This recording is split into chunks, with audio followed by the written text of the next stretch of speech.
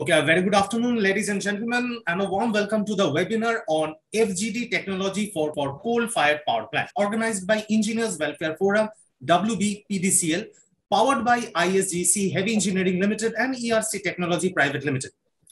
We hope you all are doing good and fit and fine, because in this tough situation, the main motto to live is fit and fine.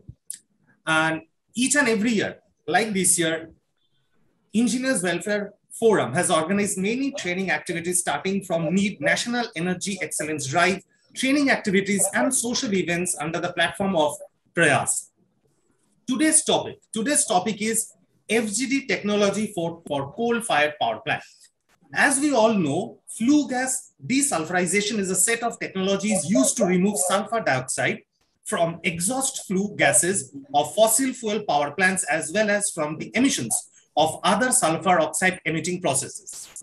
When using a wet FGD scrubbing process, wastewater is generated, which must be treated before disposal.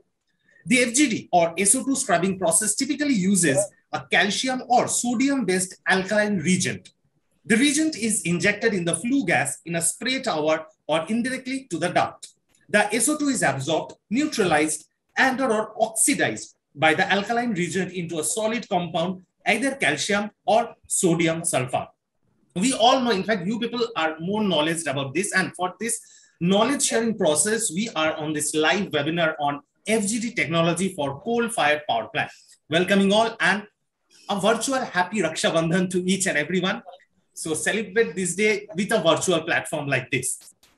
As we will proceed towards, we are having a EWF documentary video to play. So let's start the video. And before that, we will love to introduce each and every delegates, respected speakers, because today we are having live conversations, we are having panel discussions, and you people can ask questions to our delegate, to our respected engineers, as well as delegate speakers.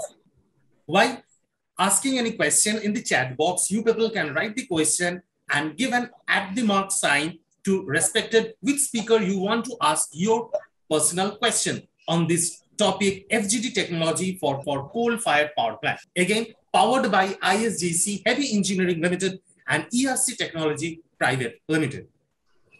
FGD, we all know, flue gas desulfurization is a hugely important part in our days. So as we say, FGD is a system which reduces the SOx in flue gas through chemical treatment and converting the captured SOx into a byproduct such as gypsum or calcium sulfate or sulfuric acid, depending upon the type of mechanism used.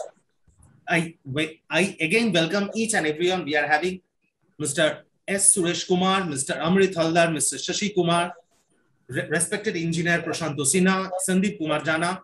Virtual namaskar to each and everyone. We hope you people are doing good and fine. So within few minutes, we'll be going for the video. Let's have the documentary EWF video. Engineers Welfare Forum, an ISO 9001-2015 organization registered under West Bengal Society Registration Act 1961, is a premier consortium of engineers of the West Bengal Power Development Corporation Limited, the chief power generating company of the West Bengal, formed on 25th October 2010 by a visionary group of engineers of the WBPDCL. EWF, from the very first day of its inception, has dedicated itself in achieving collective welfare of the engineering fraternity.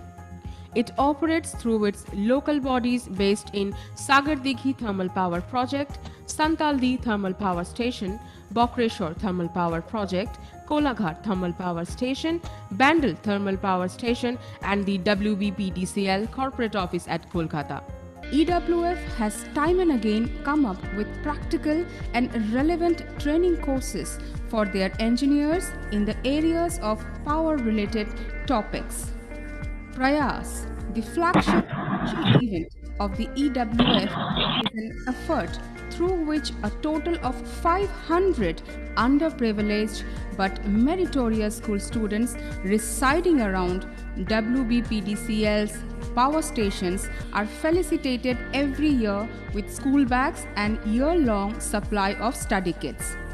An amount of rupees 50,000 had been donated to Chief Minister's Relief Fund for Nepal disaster. An amount of 2 lakh rupees had been donated to Ramakrishna Mission for COVID-19 pandemic relief work also. EWF also operates catering services at remote power stations through its self-functioning eateries. National seminars and workshops have been organized by EWF in every year under the program NEED, National Energy Excellence Drive, covering energy-related issues which may enrich the Indian power sector. So far, the following national seminars have been organized. Importance of water chemistry in thermal power plant, year 2011. Coal management for thermal power plant, year 2013. Emerging power scenario in India, year 2014. Renewable power scenario in India, year 2015. Competitive economics of Indian thermal power generation, year 2016. Survival of the greenest, a transition of India's power sector, year 2017. And one workshop, pollution control in coal-based thermal power plant, year 2017. India's mission on advanced ultra-supercritical technology for thermal power plant, year 2018.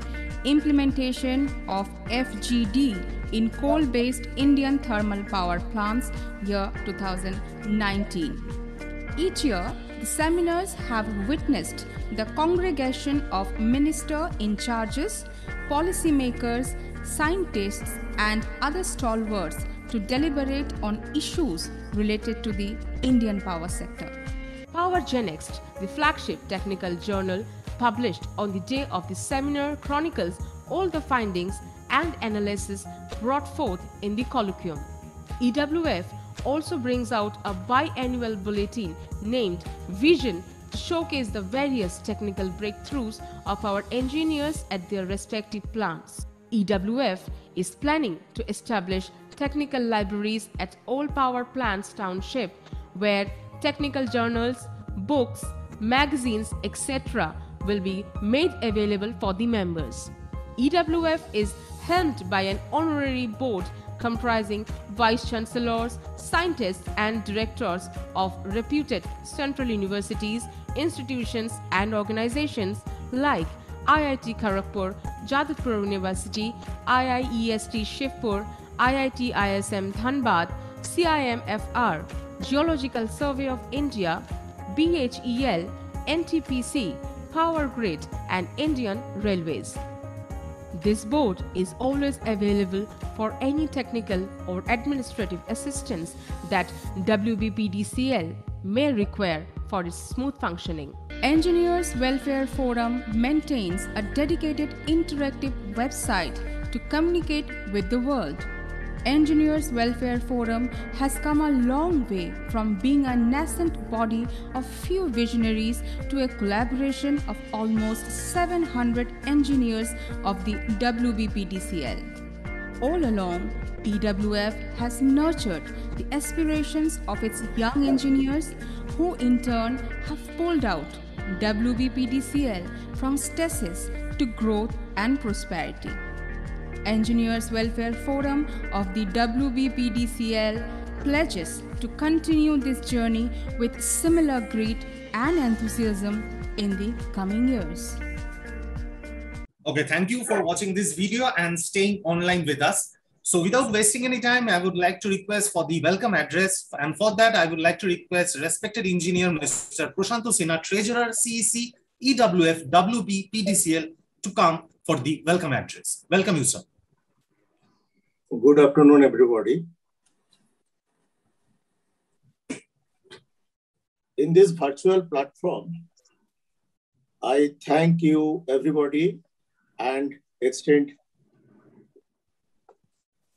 warm regards for your presence in this webinar. Probably you have got an idea about the Engineers Welfare Forum. what the engineers are up to and from this last flashing session.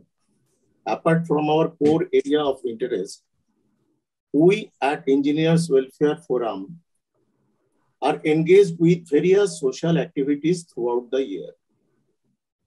Today, we have with us Sir Suresh Kumar, IAS, Additional Chief Secretary, Power, Mr. Shashi Kumar, Manager, BHEL, Mr. Shankar Thakur, Technical Director, ERC Technology Private Limited, Mr. Amrit Haldar, AVP Process and Proposal, ISJEC Heavy Engineering Limited. I thank you and extend my gratitude for sparing your valuable time here. In this COVID situation, we are here in this webinar instead of a conventional seminar to comply social distancing, and this webinar is a new venture as necessity demands.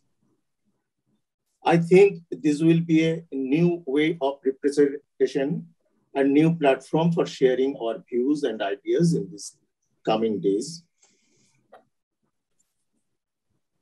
Coming to today's program, this FGD technology for coal-powered power plants. At present, we are very sensitive to environment.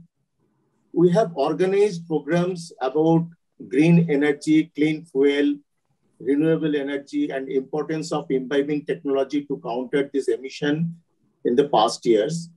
As we all know that government notification has been introduced time to time, and strict regulation have come up towards environmental emission, including restriction on water consumption and a benchmark fixed for different power stations.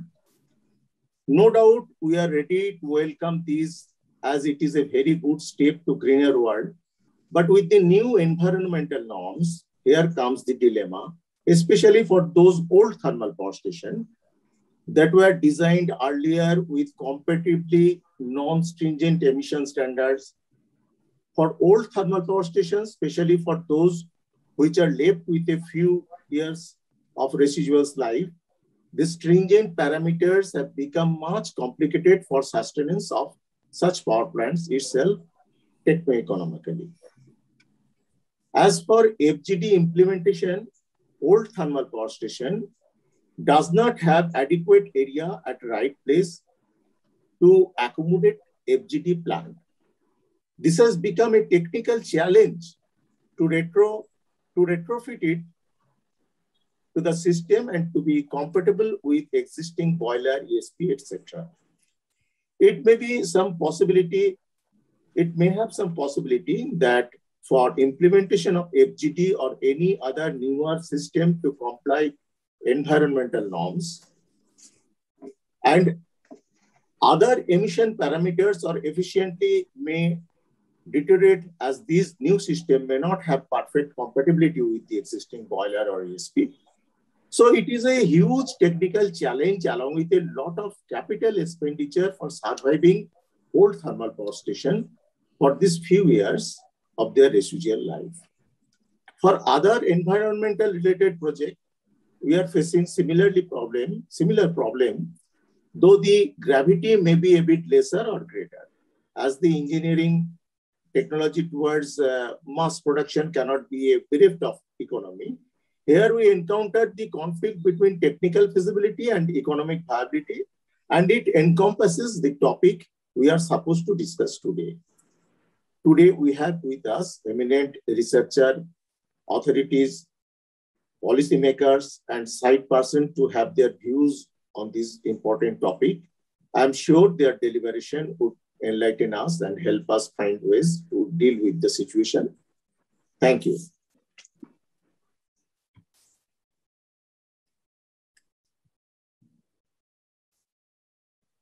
Okay, thank you. Thanks a lot, sir, for the lovely welcome address. And for the introductory speech, I would like to call respected Sri S. Suresh Kumar, IAS Additional Chief Secretary, Power, Government of West Bengal, to come on board for the introductory speech. Welcome you, sir. Thank you very much. I hope I'm audible. Yes, sir. Okay. It gives me great pleasure to be with the webinar on FGDs organized by Engineers Welfare Forum, the WBPDCL. I'm aware that WBPDCL Engineers Welfare Forum has been doing a lot of commendable social welfare work and has also been promoting the subject which is very close to my heart, which is actually introducing technological related subjects to all its members.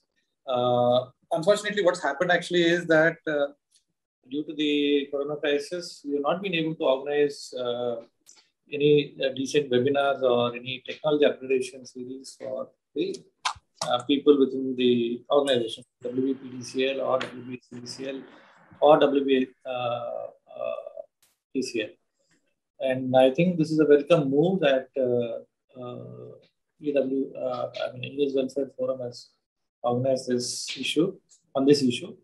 Currently, environment issues are now become extremely important with respect to coal-fired thermal power plants.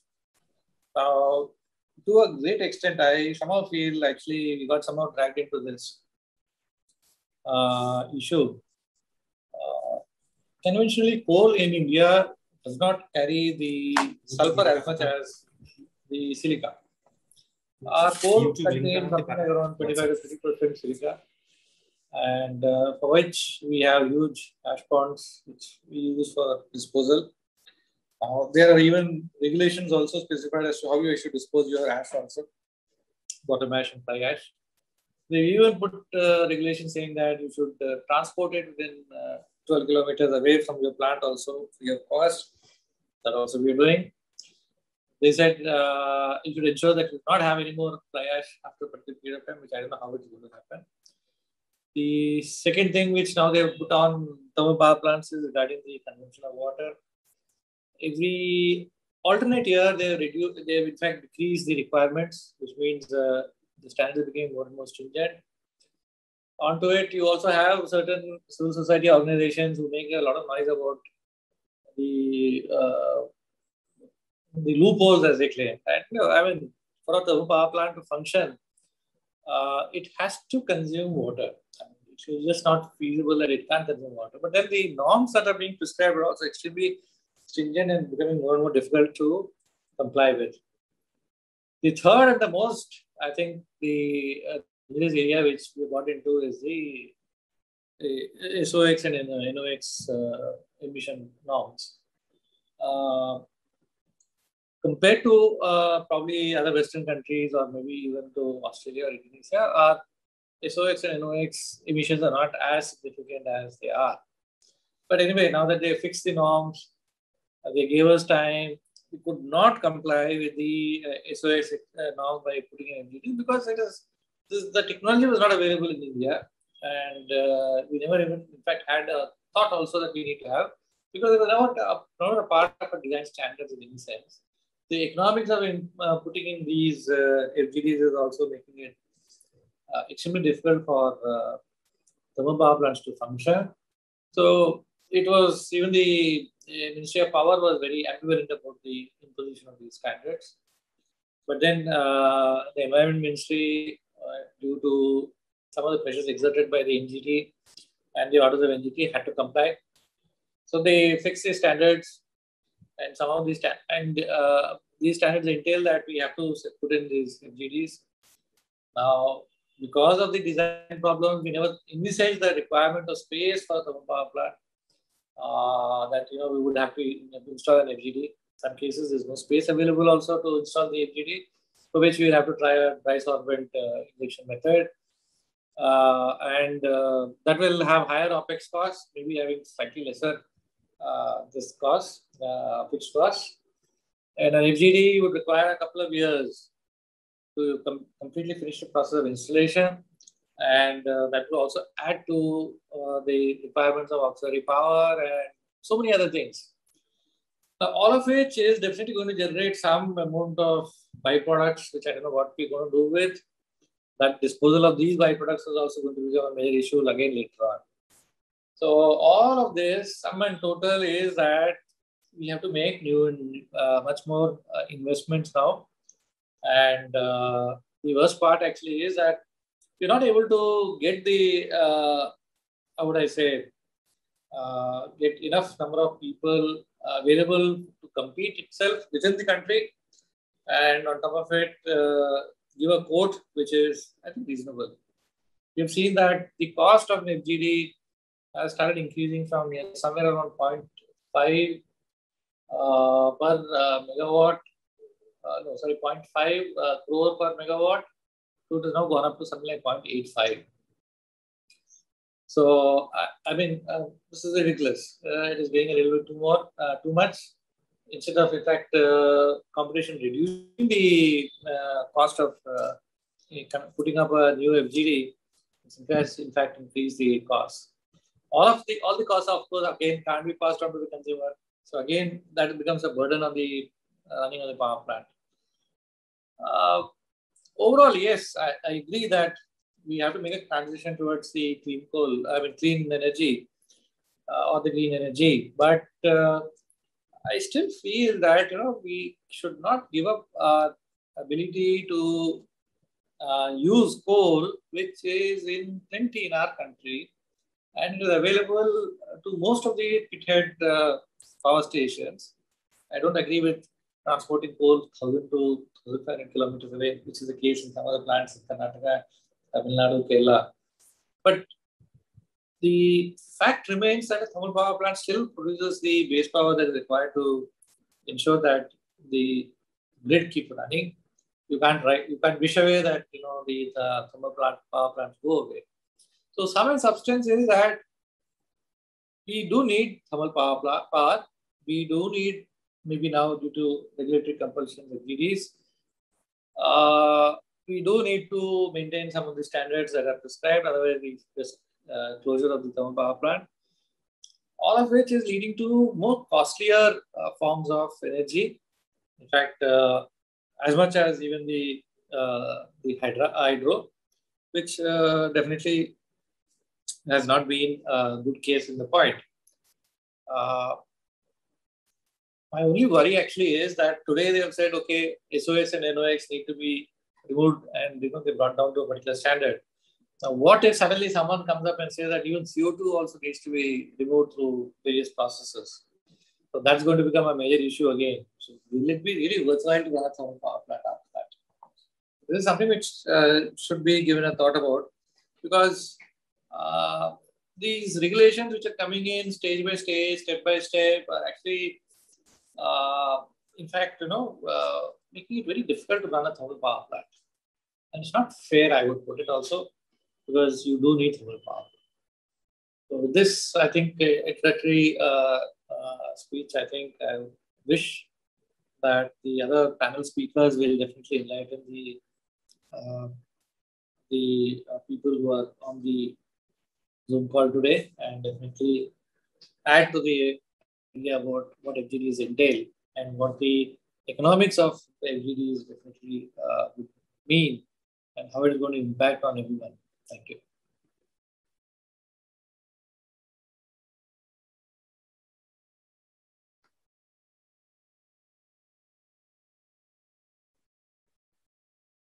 Thank you. I'm done.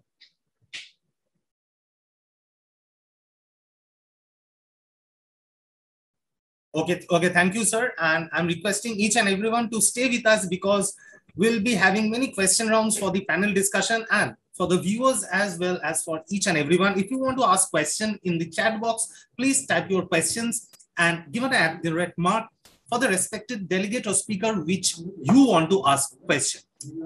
Thank you, sir, for your speech. Then I would like to invite respected Mr. Shashi Kumar, Manager BHEL, to come. As a brief introduction, we are having Mr. Shashi Kumar, a mechanical engineer from Sona College of Technology, Salem. He got 14 years of experience in boiler, FES, ESP, and FGD. He has done a number of CFD analysis with IIT Madras, especially in ESP and its ducting, fans, and FGD. Currently working on FGD proposal. Welcome you, sir, and now it's your turn. Thank you, sir, for coming. Thank you.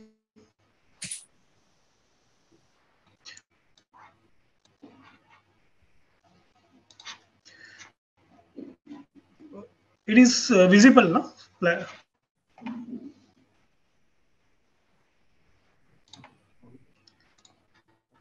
Sir, your sound is audible, but you are not visible.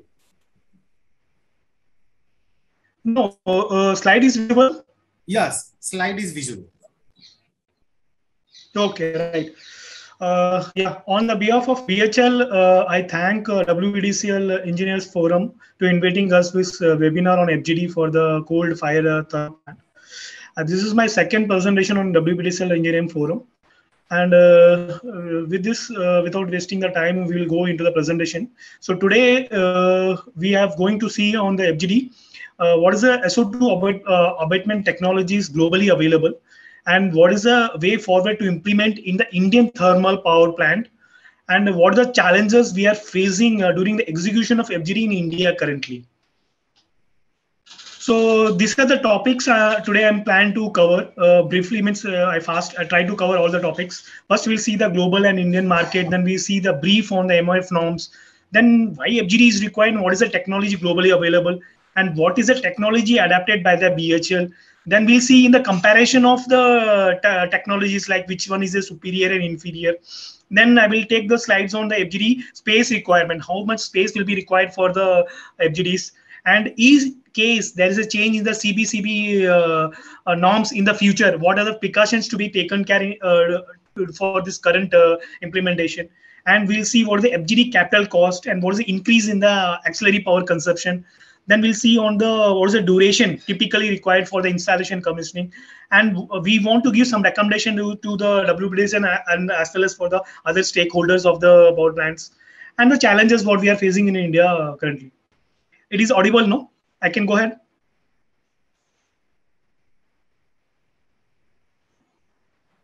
Yes, sir, it's audible. Yeah. So first we'll see the global and Indian market summary. So before going into the global market, I just want to tell you here, BHL, we are having a collaboration with one Mitsubishi Power Limited, Japan company. And this collaboration is like valid for the 15 years. And here we have a collaboration of agreement like complete transfer of wet limestone and seawater based FGD to the BHL. So we will be using the Mitsubishi Power technology for coating in Indian power plants. So now we'll see the global market summary. This is a summary done by one of the McKay power company. It is a third-party company where everywhere they used to do the survey. If you see in this bar chart, there was a decreasing trend in the implementation of FGD.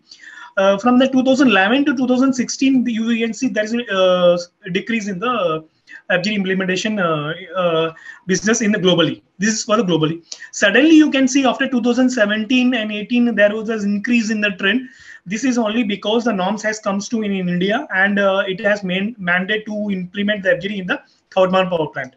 And in 2020, if you see, there was almost 33 plants has been awarded for the FGD implementation. In terms of, if you see in terms of like megawatt, it is around 29% higher when compared to the previous year. And in terms of like units, it is a 26% higher in compared to the previous year. So if you see in the like Asian market, in the Asian market, if you see the last few years from 2016 to 2020, if you see, it is almost we are having 135 megawatts of the plant has been planned for the FGD. And in terms of units, if you see, it is around 311. So this is mainly only because the norms enough norms have come to in India. And second is there is some changes in the norms in the China. So mainly only because of these two countries, the norms, the trend has been increased. And if you see in like Asia, it is almost like a 93% of in compared to like the earlier previous years. And now we'll see the FGD bidders, what are their shares in the globally. Then if first we see here from the 2015 to 2019, Mitsubishi Power, wherever where we have BHL having a collaboration with them, they got almost like 82 units. And in the 2020, they got around around 20 units. Next was the GE Power was there, Chiyoda was there, and some other Chinese parties also there, where they have a very good shares. And in terms of, if you see in the megawatt, the Mitsubishi Power acquired almost like 45.5 megawatt. And in 2020, we got around 7.5. Why this I want to emphasize here that Mitsubishi Power got increased the share only because of the BHL. We got the order in the Indian market.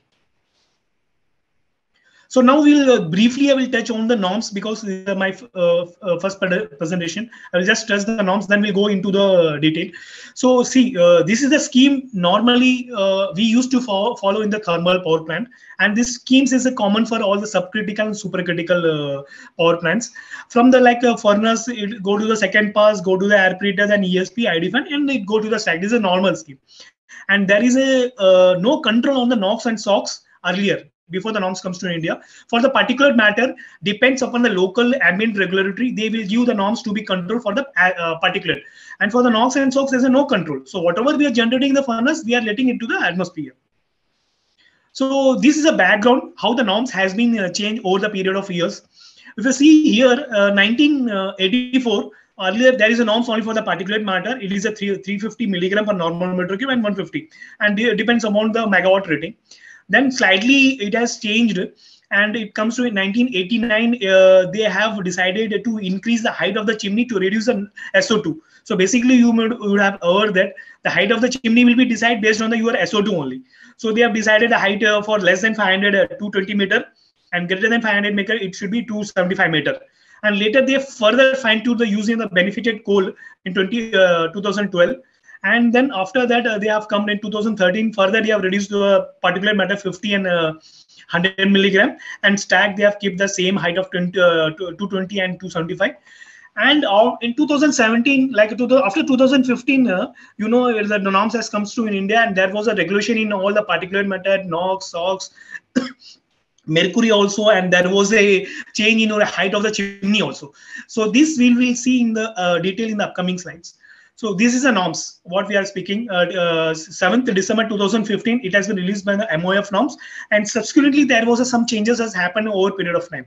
So if you see, they have categorized the power plant into 3 categories. So up to 2003 December, there is one category. From January 2004 to December 2016, there was a second category.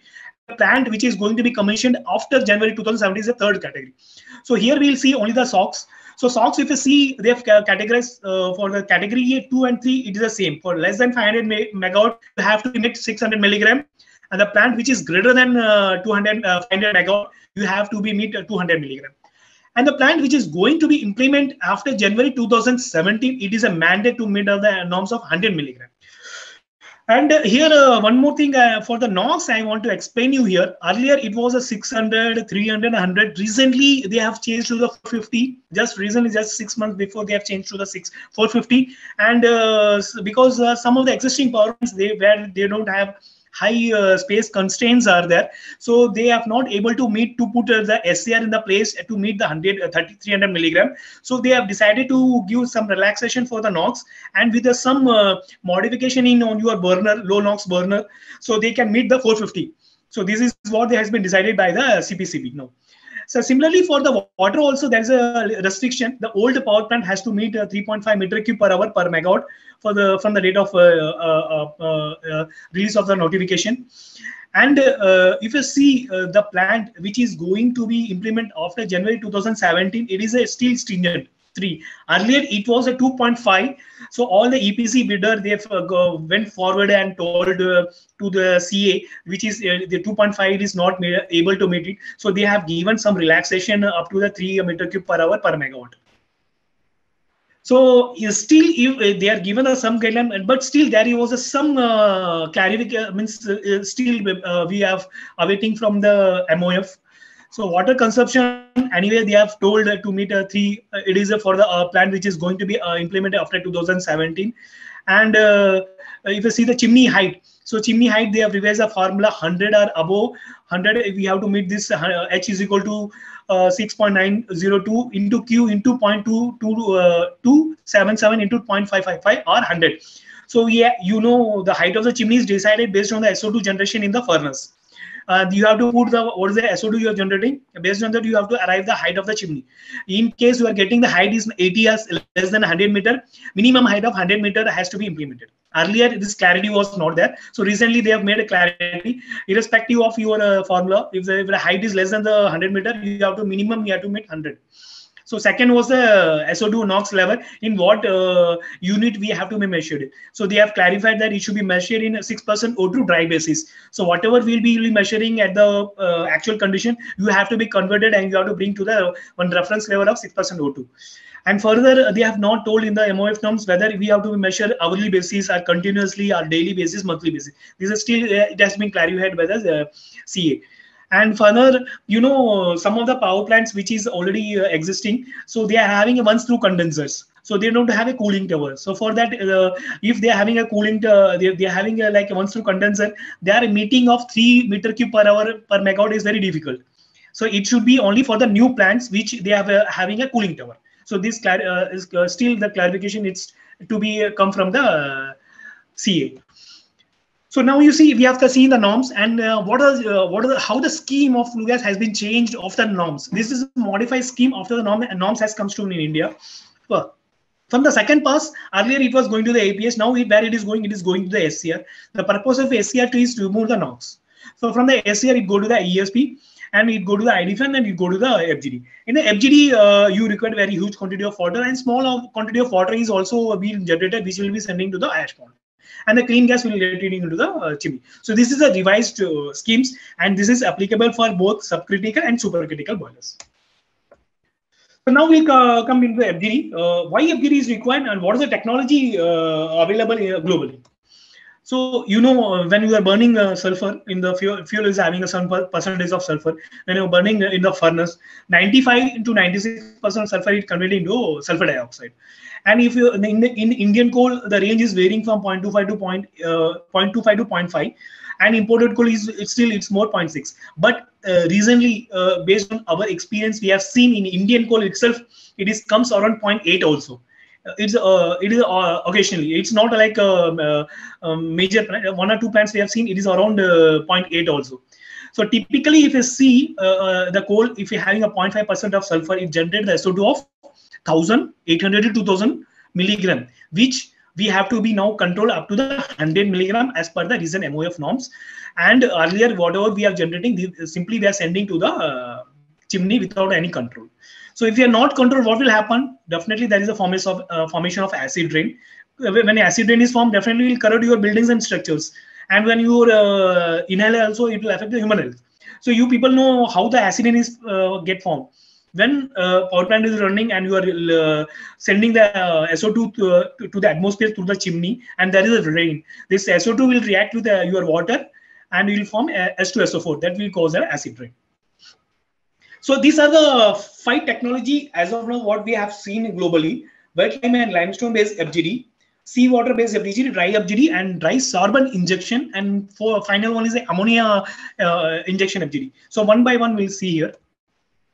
See, first, before going to the technology, we'll see what's the appropriate location of these technologies. So dry sorbent, normally they will be implementing in before the air preheater. There's an appropriate location for to get the better efficiency. They will be implemented. They will be installed before the air preheater. And there is a dry FGD, semi-dry FGD we called, that will be installed before the ESP. And final one is spray type. In spray type, it will having a wet limestone, seawater, as well as your ammonia based. So this will be implemented in between the IDFAN and the chimney.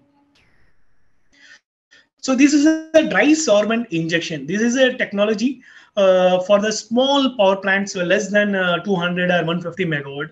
And this will be very simple technology. And here the reagent what we are using is a sodium bicarbonate. So sodium bicarbonate will be injected on your second pass of your furnace, and you will be having SO2, and additionally you will be adding the air on the second pass. So what you are getting here, you will be getting the sodium sulfate, Na2SO4, and a small amount of CO2 is also generating along with the flue gas. So this appropriate location of your dry sorbent injection is economizer before and economizer after, but it should be before the air preheater. And along with in the flue gas, you know, small amount of some 1.5 conversion of your SO3 is also generated. So that is also will be collected in the flue gas, and along with the your flue gas, it will be collected in the aerator and it will go into the ESP hoppers. So next we will go to the semi-dry FGD. So semi-dry FGD's appropriate location is in between your aerator and ESP. So here also the reagent used is mostly hydrated lime. So lime will be get used here. Lime will be get prepared and it will be stored in the silos. Then from the mill will be grind and it will be stored as a slurry form. And from there they will be pumping into the scrubber. And the flue gas from the aerator will be passing into the dryer. And here the process is entirely different. Your SO2 will be get adsorbs. Adsorption will be there. Will be stick on the surface of your ash particles and on the sodium hydrated lime, and it will be get collected in the ESP. Here no absorption will be taking place. It is an adsorption. So your SO2 will be get stick on the surface of your ash as well as your sodium hydrated lime for the it will get neutralized. Then will get collected in the ESP. Then the clean gas will goes to the stack through the ID fan. So this process is very simple. So next is ammonia-based FGD. Ammonia-based FGD is not in that much installation. It a very hands count of FGDs available, mostly from the Chinese players are available. And here if you see the flue gas will comes from the ESP, and we'll be putting one pre-scrubber. So after the ESP also, you know, some small amount of ash also is coming. So in case of ammonia-based FGD, you require very clean gas without any ash. So what they are doing it, they are removing the ash by spraying the water here, and the clean gas will go into the second scrubber where you are having you will be injecting the ammonia through the liquid ammonia will be injected into the absorber. And there only you will be forming the ammonium sulfate as a fertilizer, and the clean gas will go into the stack. So whatever we are forming here, it will be sprayed in this tower, both that absorbers, and it will come into the one centrifuge. So you know what the function of hydrocyclone. It is a separation of solid and liquid, because whatever you are pumping out now, it is a slurry form. So the fertilizer which is formed, it directly cannot be used. So you have to be processed before you use as a fertilizer. So you will be separating fine and coarse, then it goes into the centrifuge. Then you will be remove all the liquid, and again the water you will use in the absorber, and the dry fertilizer will goes to the further processing and will store in the storage shed. So this is ammonia-based FGD, and it is a very very costly technology. This is a technology wet limestone FGD where mostly in Indian market where we have seen. So the left one is mostly will be used for the new power plants, and right one is for the existing power plants. And here it is a very simple process, maybe known for you. Normally from the ID fan it go to the stack. So what we are doing here, we are taping the flue gas from the ID fan, and we are sending to the GGH. From that it will go to the absorber. Your SO2 will be captured here. Then the clean gas through the GGH again will heat up to the above the dew point temperature. Then it go to the stack. So this is a flue gas system. And in the flue gas system, what we are doing here, see, I told the acid rain. How the acid rain is getting formed? When you are putting water over the SO2, the acid get formed. The same will be happening here. You see the first reaction. So what is happening? The SO2 is entering here, and we are adding the water. We are taking the slurry pumps and we are spraying the water over the hot flue gas. So what will happen? The SO2 will be reacting water from SO3 and H+ ions. This is acid. Then your SO3 is highly unstable. So to make it stable, what we are adding here, oxygen. So half oxygen will be added, SO2 4 will get formed. Now it's a stable. So now whatever you have formed SO2, it is an acid in nature. You cannot send it directly to the ash pond for the further processing. You have to be neutralized. To make it neutralized, definitely some reagents are required. So in the wet limestone where we are using a calcium carbonate. So calcium carbonate will store in the silo, and we will make in the slurry using the wet ball mill. And we are having a tank. From a tank, we are having to the pump as and when required in the system. So we will be adding the limestone here. You will become neutralized. Then this entire system we call as dewatering system is a very simple system. Separation of solid and liquid. Solid will be get formed as a gypsum, and the liquid again will be stored in the tank called as a filtered water tank, and it will again pump back to the absorber as a makeup water. So you see here the limestone calcium will be reacting with water. Similarly, how the SO2 will react initially with water, na? Same fashion, limestone also will react with water first. So what we are forming calcium and bicarbonates OH ions.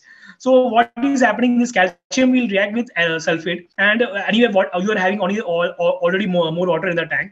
So what is happening? You are forming a gypsum, CaSO4.2H2. Even the gypsum is formed, but it is not neutralized. So what we have to do it? These bicarbonates. This is the alkali nature. So we have to add the alkali with the acid. So this acid is which is formed in the first reaction will be adding with the bicarbonates and OH ions. It form the neutralize. You are forming the H2O and CO2. So it is a very simple process.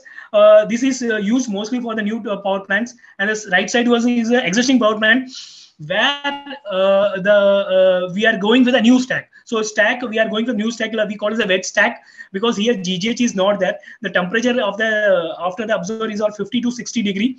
We call it a wet gas. So when you are having a no GGH, we call it a wet stack. And you see, we are not connecting back to the existing chimney because the water, the flue gas is in wet form. If we are sending here, because the existing chimney, there is only no special linings, only a carbon, the flue will be only made up of carbon steel. So it will be eaten away because of the wet gas. So in order to avoid that one, we are giving a new chimney.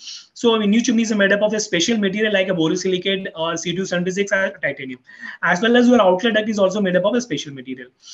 Okay, so you see, this is a scheme we are following in India because we cannot connect back to the existing chimney. If you want to connect back to existing chimney, your chimney has to be lined. If you are going for the lining, you know, it will take 3 to 4 months. So the plant has to be taken for the shutdown for more than 3 to 4 months, which there is a loss of the generation of power. So to avoid that one, we will be having a new chimney and we will be doing the erection and everything here. Only during FGD is going to take in operation, we will be having a small connection between this inlet duct and the bypass duct, which will be taking 15 to 20 days shutdown. That's all. So seawater-based FGD is the flue gas scheme is a similar here. Only the small changes is here from the condenser outlet. We are having a huge quantity of water will be diverted, will be storing in the sump, and from the water we are pumping to the absorber and we will spraying over here. Then acid which is getting formed, it will come back to the aeration basin. And here the fresh water is also will added up here in the aeration basin along with the aeration as. Then in the dilution, both your fresh water and effluent, the dirty water will be get neutralized. Then we are sending back to the sea. So here aeration basin, you know, sea water is having a COD and BOD. So when you are reacting, your SO2 will be reacting. No, it will be your COD and BOD will be come down because oxygen will be consumed by you in the reaction. So to increase the COD and BOD, will be adding to the aeration basin. So your as per the marine guidelines, the COD and BOD should be more than 3 ppm. So improve the more than 3 ppm, we will be adding through the aeration blower, we will be adding the oxygen into the aeration blower. So the reaction wise, you see the wet limestone and seawater, there is no change. In bicarbonates, already naturally it is available in the seawater. Whereas in the case of wet limestone based, artificially through the limestone we are creating. So reaction wise, for neutralizing, we require only the bicarbonates. Where in the seawater naturally available, where in the case of wet limestone based FGD, artificially we are creating by adding the water. That is the difference between the seawater and wet limestone based FGD. So this is the technology selection what we have made it here. See, wet limestone, seawater, ammonia, SemiDry, and this one. So wet limestone basically it is better for if you have 60 to 250 megawatt, 500, 660, 800, even for in fact for 1000 megawatt, and it can be met norms of 600, 200, and as well as for your 100 megawatt. Seawater, there is no constraint. If we are having a once-through condenser, if there is no cooling tower, once-through, it is a better technology and very optimum technology, means cost will be very less in compared with the wet limestone based FGD. And it is an open cycle. I forget to tell you. See, in the case of wet limestone, is a closed cycle. Slurry will keep on using for 4 to 5 cycles. In the seawater, it's a once-through. The water will come from the condenser and will be sprayed over the hot flue gas and going back to the sea after the treatment.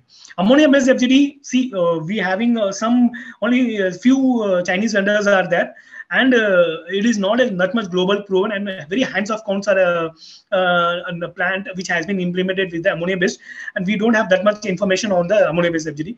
Dry FGD is very much suitable if we're having a space between the aerator and ESP, and here there is no byproduct. So the SO2 will get will be captured during the process of absorption and will collect it in the ESP hoppers.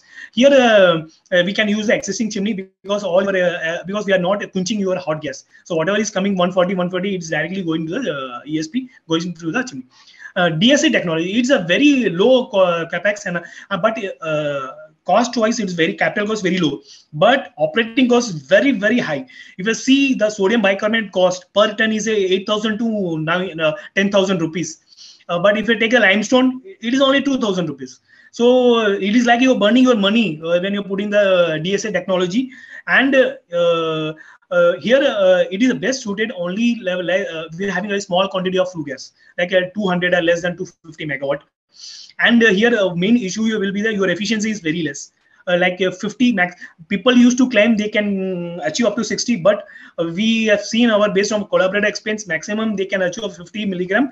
We are having uniform flow distribution of flue gas across your furnace. Okay. So now we'll among this technology, which one is an appropriate process for the Indian power plant? So this is one is a mechanic power company, which they have done the survey globally. And if you see, they have told limestone gypsum process, 95% of the countries are using the wet limestone based limestone gypsum process. 4% was your dry FGD and semi-dry FGD, and 2% was seawater based FGD. Because seawater based FGD is very good technology, but issue is only you require very huge quantity of water, because you don't have limestone to utilize. You require fresh water.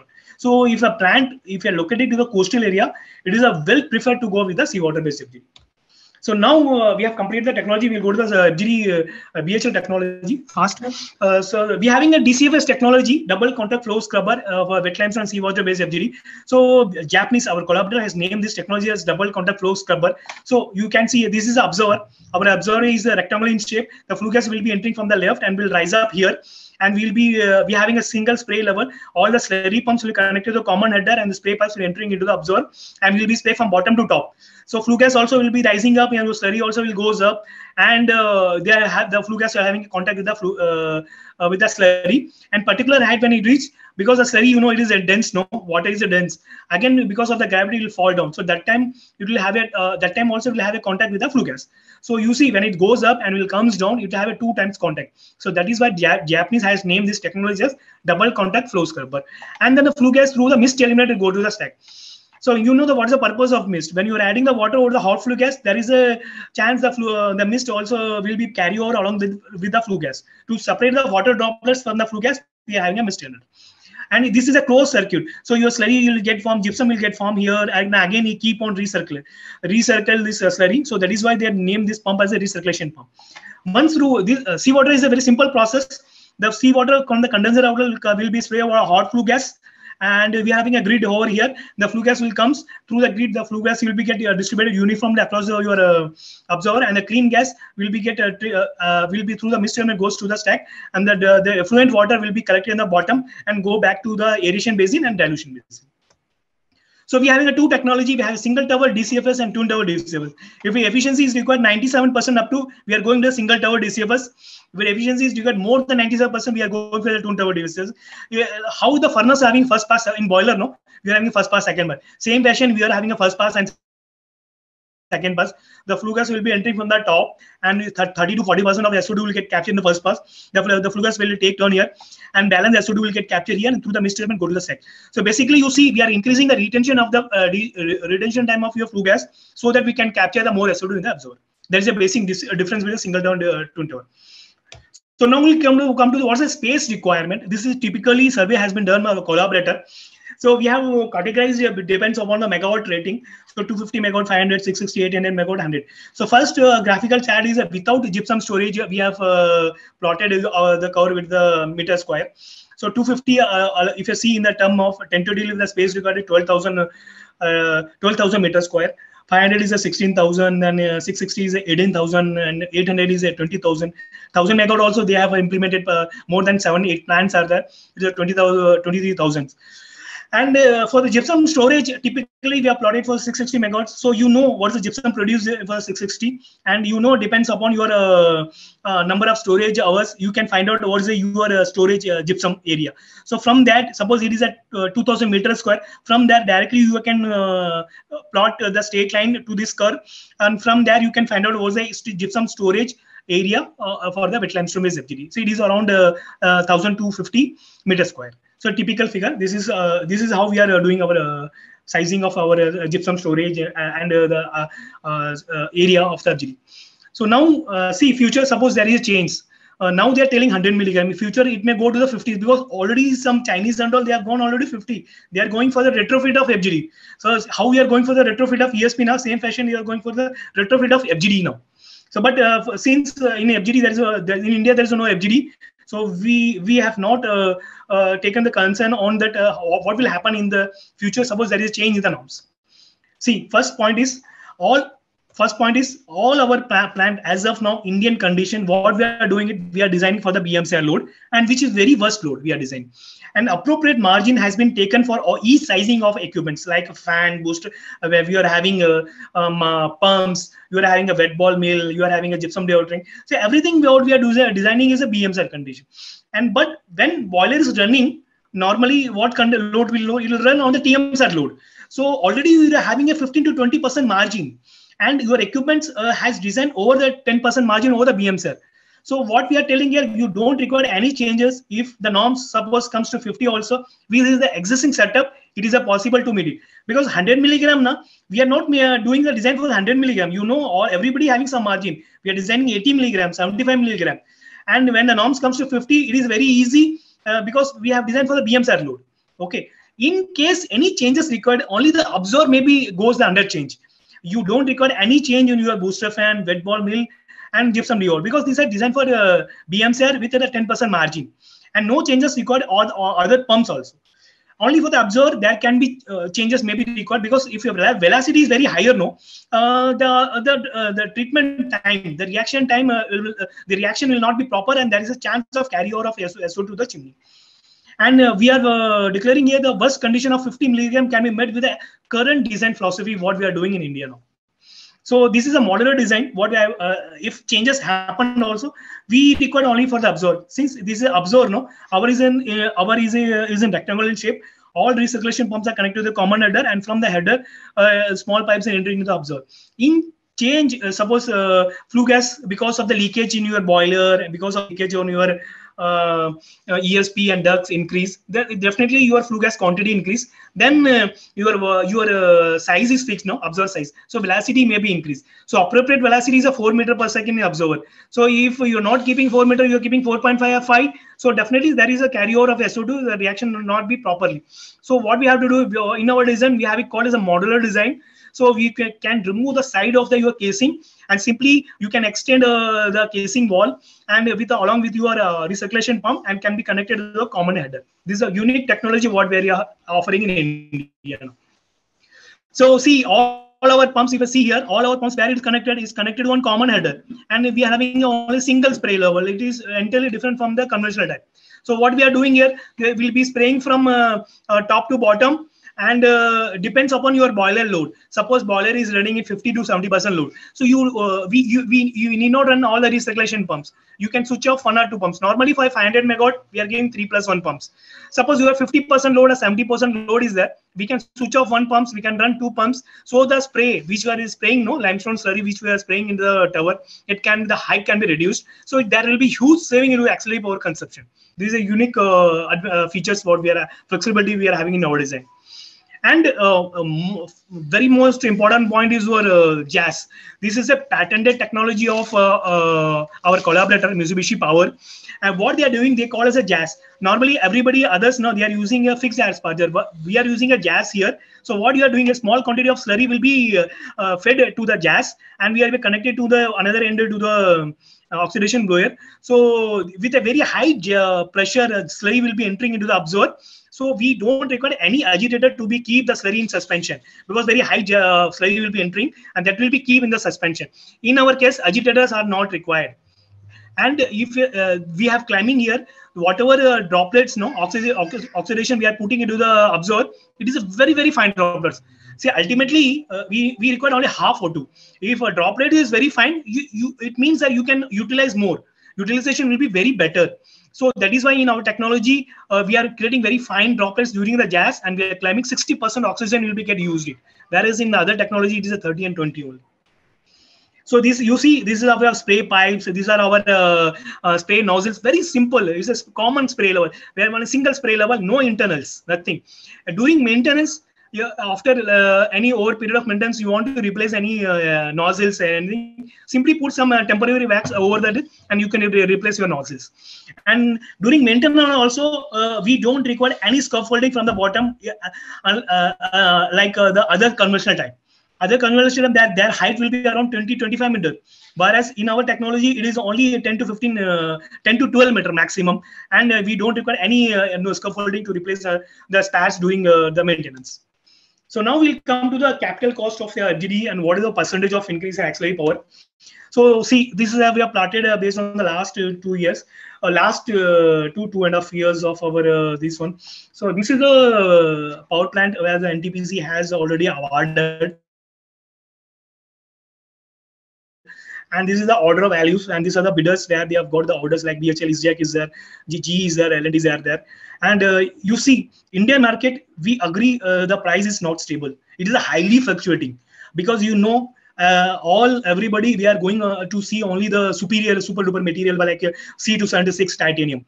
Because if you see the C276 titanium, the price, it is a varying a day basis. Because nickel, because C270 is nothing but it's a nickel. Nickel cost, it's varying in the hourly basis. So how, when you are changing your material, is the changing fluctuation is in your price. So definitely there is no chance of price to be stable in Indian market, because we are asking for the C276, which is a superior material and material which is not available in India. We have to be imported, and we have to be depends on only on the foreign suppliers. So what we are telling here, Indian market as of now, it's not stable. The values vary from 0.372. It's varying. It's going up to 0.75. Some cases it's going to very less, also 0.29 also. And you know, the plant as of now, it is all are in erection stage, and it is ordering stage. No plant has been implemented as of now. So we have no information available on the OPEX cost. And you know, definitely when increasing in auxiliary power, you have to be enhance your coal requirement in the boiler, because you are in FGD, if you see the power consumption is around 1 to 1.5% of your unit rating. Suppose you are having a 5 megawatt, okay, 500 megawatt plant is there, I mean 5 megawatt you are consuming. So for to make up that one, you have to be enhance your coal, no? So additional coal will be added in the furnace. So duration, now we'll see what is the duration of. So the typical duration what we have flatted for the 30 months, and this we are executing based on this. See, basically these are the activities. See, if I will not go in detail, just briefly I will explain you. We are having a activity like basic engineering will be that detail engineering, fabrication, ordering of BOS, then foundation work and building. Then you are having erections, then erection of your pipes, walls, all things, cable, electrical. Then you are having installation of your controllers, DCS and all, commissioning and a sequence. So these are the basic schedule what we are following in India. So detail and basic engineering, you know, 10 to and detail engineering also will be 10 months each. And if you see most maximum time what we have taken here is the erection of your absorber structures and tanks on around 15 months. And then next was a pipe. So huge quantity of pipes will be there in the FGD, because you are having water pipes, instrumentation as service as slurry pipes, and then you are having cooling water requirements. So many pipes are there which will be the maximum time of 15 months. Then you are having cables, all these things around 9 months and 6 months and all. Then commissioning. So commissioning minimum we require for all the because initially you cannot directly commission. Each equipment has to be commissioned, like pumps, your GGs, your fans, each equipment. Then finally you have to go to the commissioning of your FGD. You have 7 months. Then you have to see each year sequentially you have to check all the equipments, which will take 1 month. The PG test is around 1 month.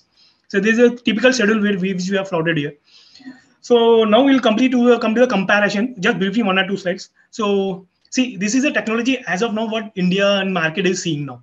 So first one is a BHL technology, DCFS, which you are told is conventional type. We call it a spray type, spray tower.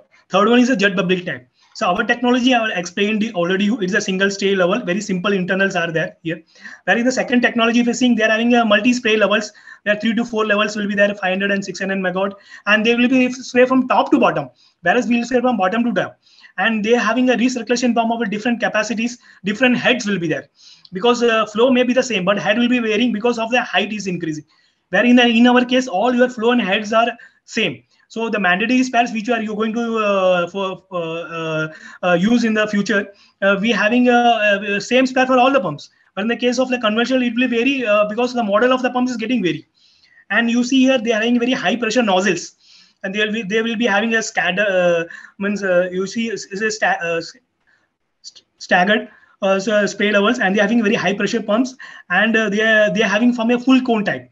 In our case, the slurry is like a fountain. There is no chance of flue gas to be escaped. It has to be passed through the fountain. Where in the case of conventional like a type spray tower, it has to be like conical formation should be done. If any of the nozzle is blocked because the pressure, high pressure, no, so the opening will be 1 or 2 mm. There is a chance of slurry to be go and choke it. In our nozzles, it is a very low pressure nozzle. The opening is 40 mm. Sorry, 40 mm. There's no chance of choking of your nozzles. And in our case, unique technologies when the slurry goes and fall down on the same nozzles, so you don't record any external cleaning of for the nozzles.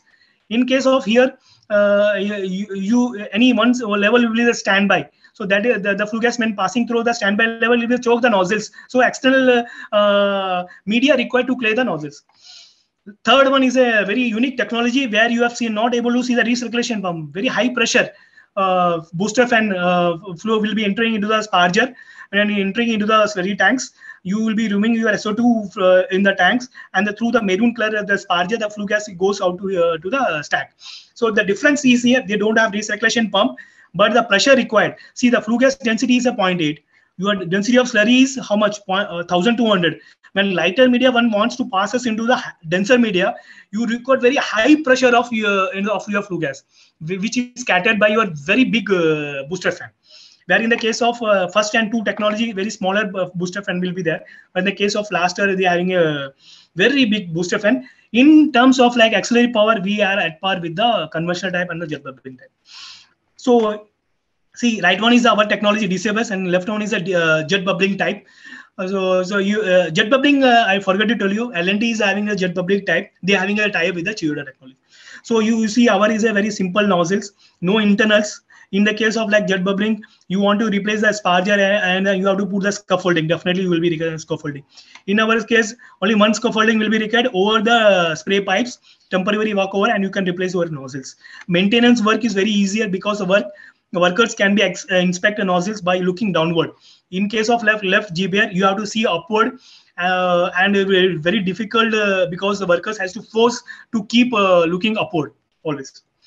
And the spray type you have coming, you see they're having a multi-spray levels, like 3-4 levels are here. So in between, you have the minimum headrooms has to be given to do the maintenance, and you have to be look always upward to keep for during the maintenance of your nozzles and pipes. In our case, it's very simple.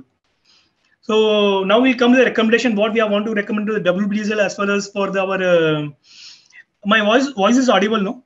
I can go ahead.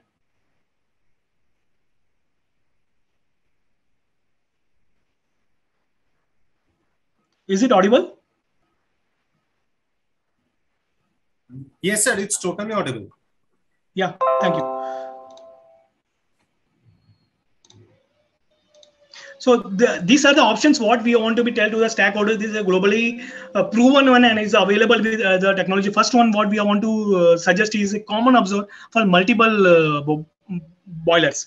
Suppose you are having a 210 megawatt, or you are having a 250 megawatt of 2 numbers or 3 numbers. You can combine all the boilers, and you can a single absorber can be offered to the first one. So second, what we are suggesting is stack over the integrate. I will explain you detail. Then GGH above the absorber. Then common milling for all your FGDs, and reuse of existing stack by putting the GGH. So this is the first one figure where you are having a common absorber will be offered for the combined boilers. So you are having a multiple boilers will be there, which can be combined, and you can give a new ID fan like a new booster fan and give a single duct. From the single duct, it can take into the absorber. From the absorber, you can send it to the again back to the chimney. So this is a common observer for the multiple boilers. This is one of the option what we are suggesting you. So here you will be having your reduction will be like you don't need unitized observer. You don't require unitized booster fans, and all your ducts and gates and dampers, everything will be optimum. Final is stack over observer. So see, you are all WBD's project we are working now. We are facing very huge space constraint. What we are suggesting here, where your space concern here, we can go ahead with a stack over observer.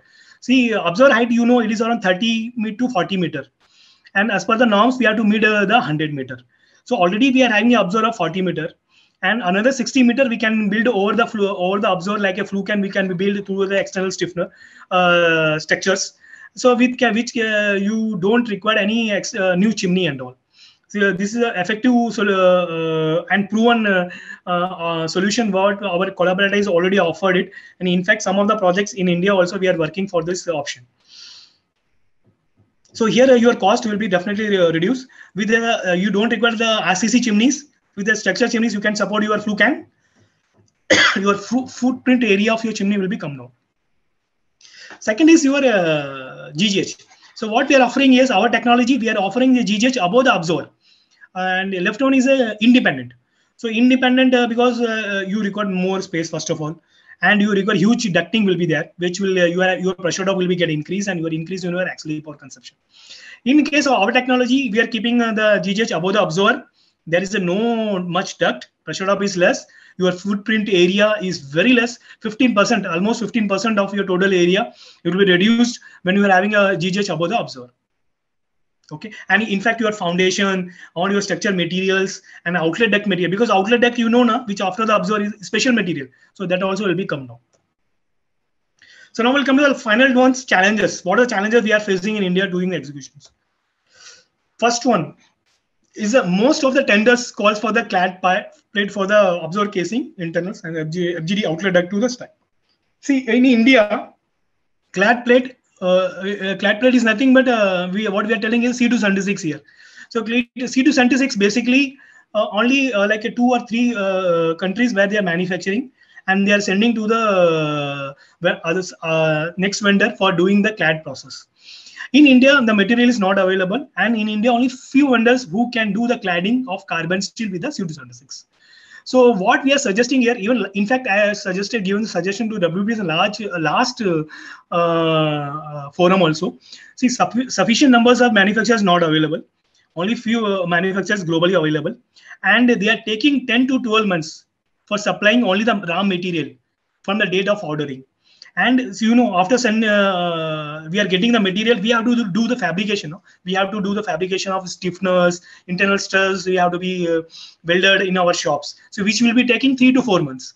And we have to send to the site for the erection, which will be taking 4 to 6 months, where you are having huge quantity of C276 welding. So C276 welding, normal welders cannot do the welding. Only the special welders are high skilled welders are required to do the welding, and it will take the more time compared to the other weldings like a carbon steel. So what BHL we are suggesting here, glass flake lining, which is a globally proven. Supply time is a very lesser 1 to 2 months. Application time is very still lesser 2 to 3 months. See, glass flake lining, you don't think that the life will be very minimum. We are ready to give the warranty of 10 to 15 years. If anything happen, we will come and replace you with a free of cost. So this is a globally, if you ask other bidder also, mostly they have experience with the glass flake, which is best suited for the wet limestone and seawater based FGD. In fact, our MPL, our collaborator, having a maximum experience in the glass flake lining.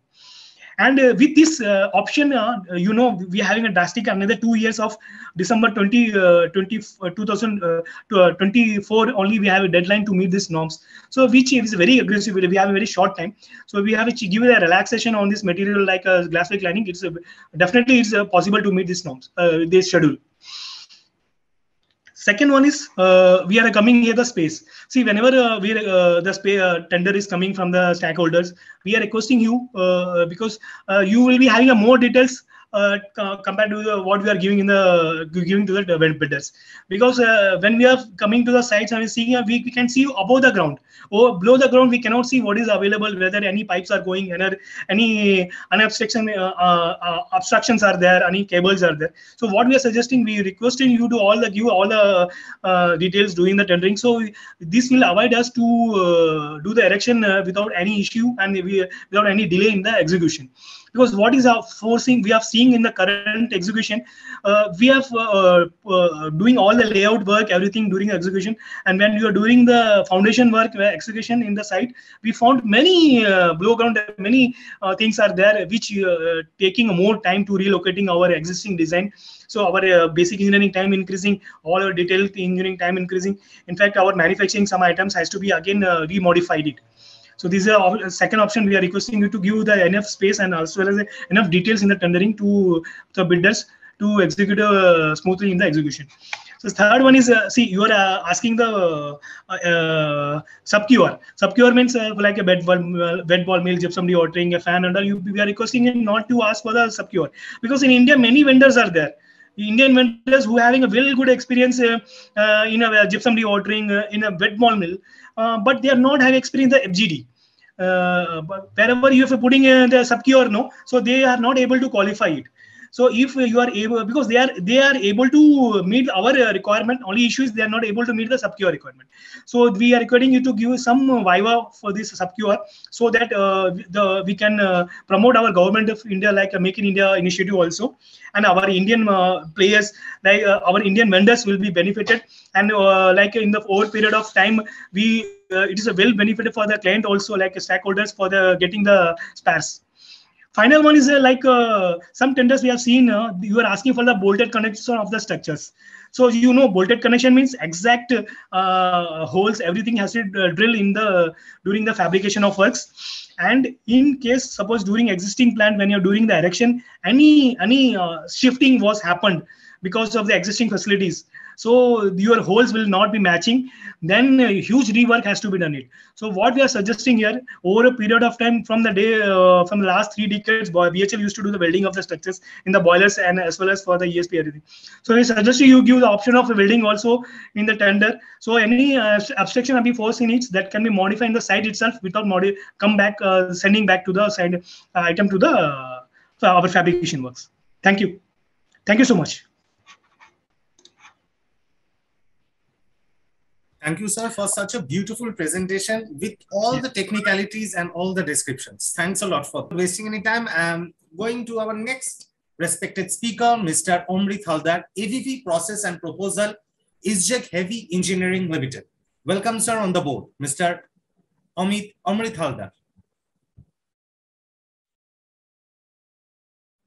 Hello. Hello, everyone. Hello, sir. Welcome. Yeah.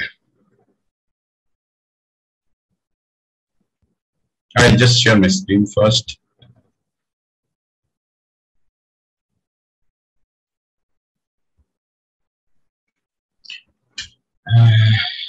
So today we are going to discuss about flue gas desulfurization technology. It's a short presentation. First, I'll introduce our organization, then maybe key regulating drivers, WetlandBased technology presentation, WetlandBased technology our reference. So let's start with our company. So it's a diversified heavy engineering company. It's more than 85 years old, listed in ESC and NSE. Turnover is more than 700 million USD. We are showing consistent growth. It's robust financial, low debt, cash rich. We export to 90 countries, including Germany, USA, Japan, France, Brazil, China, Latin America.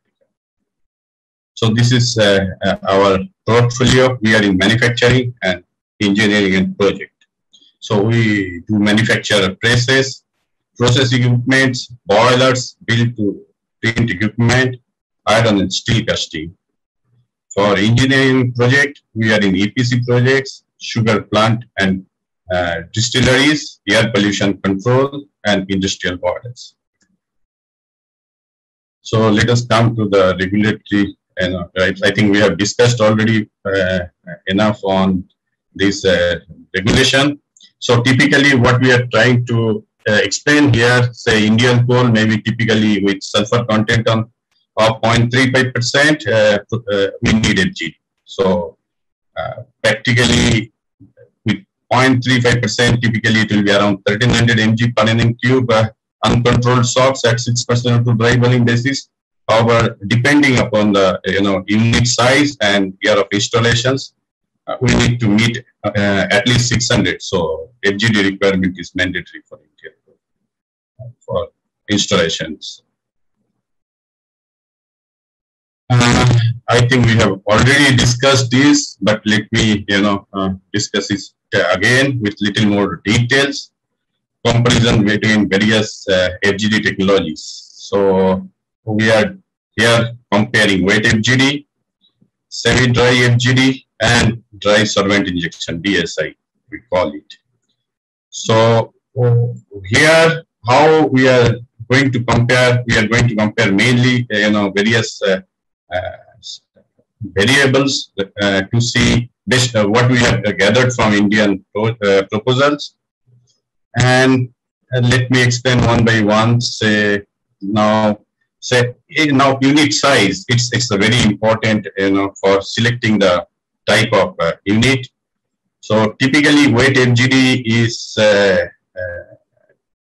good for medium and high size unit size. Semi-dry FGD for low medium size, and DSI for low and medium size. So how do you define the sizes? We are typically telling less than 210 megawatt is a low, medium is greater than 210 megawatt, and high is greater than 500 megawatt. Why we are discussing this size is again capex. It's dependent on unit size, considering various technologies. We have seen the trend for wet FGD. Smaller the size is higher the per megawatt cost. So in larger size, wet FGD becomes very effective from techno-commercial perspective, maybe capex, opex perspective. However, lower size, it becomes per megawatt cost becomes higher. So other technology can be also considered as an alternative. Here, assumption is wet FGD unit size. What we are talking about, it is considering unitized configuration. Unitized, I mean maybe in wet FGD you can club multiple units in a single absorber. So in those cases, maybe this capacity changeover number can be little bit different than what I have mentioned here. However, fundamentals remain the same. Okay. So now, second thing is remaining life. Why we are talking about remaining life here is basically we are investing some money. We need to see how much life is remaining for the plant and how much capex we can invest and how much opex can be managed. So as already discussed in previous presentations, semi-dry FGD and DSI both are having little expensive in semi-dry. DSI is more expensive reagent. So running cost will be higher. However, investment cost, capex, can be lower. So we need to see what is the right selection considering remaining life of the plant. So typically we tell wet FGD is maybe 15 to 30 years remaining life, or I won't say 30, maybe 15 years and more. Could be a good option. Semi-dry FGD, maybe 5 to 25 years. It's a good option. And dry sorbent injection is, if it is less than 5 years, it's again a good option. Second thing, we are linking with PLF, plant load factor. Why again we are linking? Because investment is fixed with respect to PLF. However, with respect to PLF, you are going to get different operating cost of the unit. So what we have seen, typically less than 60% PLF, wet FGD is a good option. Semi-dry FGD, even more than 50% could be a good option. DSI can be less than 60%. So because your reagent cost is more here. Next, we are comparing water availability. Wet FGD, we need more water, so we need adequate water available. Semi-dry FGD, it's not a complete, we need much lesser water than, wet FGD because we don't need to cool it too much like wet FGD. DSI, we don't need any water. So that is another perspective what we consider for selection.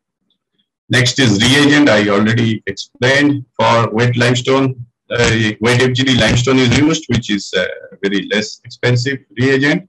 Semi-dry FGD, we use typically quick lime or hydrated lime. Basically, we use hydrated lime. Quick lime we can use, and then we can use a hydrator to convert it to hydrated lime, and then we can use as a reagent. So this is a little bit expensive than limestone. And DSI, we use typically sodium bicarbonate or trona, which are expensive than all above reagent. Then we talk about space requirement because most of the plants are existing plant in India for thermal power plants. So very less amount of new plants are we are going to see probably. So for wet FGD, we need more space. Semi-dry FGD, we need lesser than wet FGD, and DSI is very less space is necessary. SO2 capture, if we talk about, wet FGD is having, it is good for high capture efficiency because with high capture efficiency, molar ratio requirement is very consistent even at higher capture. Semi-dry FGD is good for medium and high. It can be used for high capture. Only thing is, if it is too much high reagent, molar ratio is going to be increased little bit. So reagent consumption can be little bit more than wet FGD comparatively.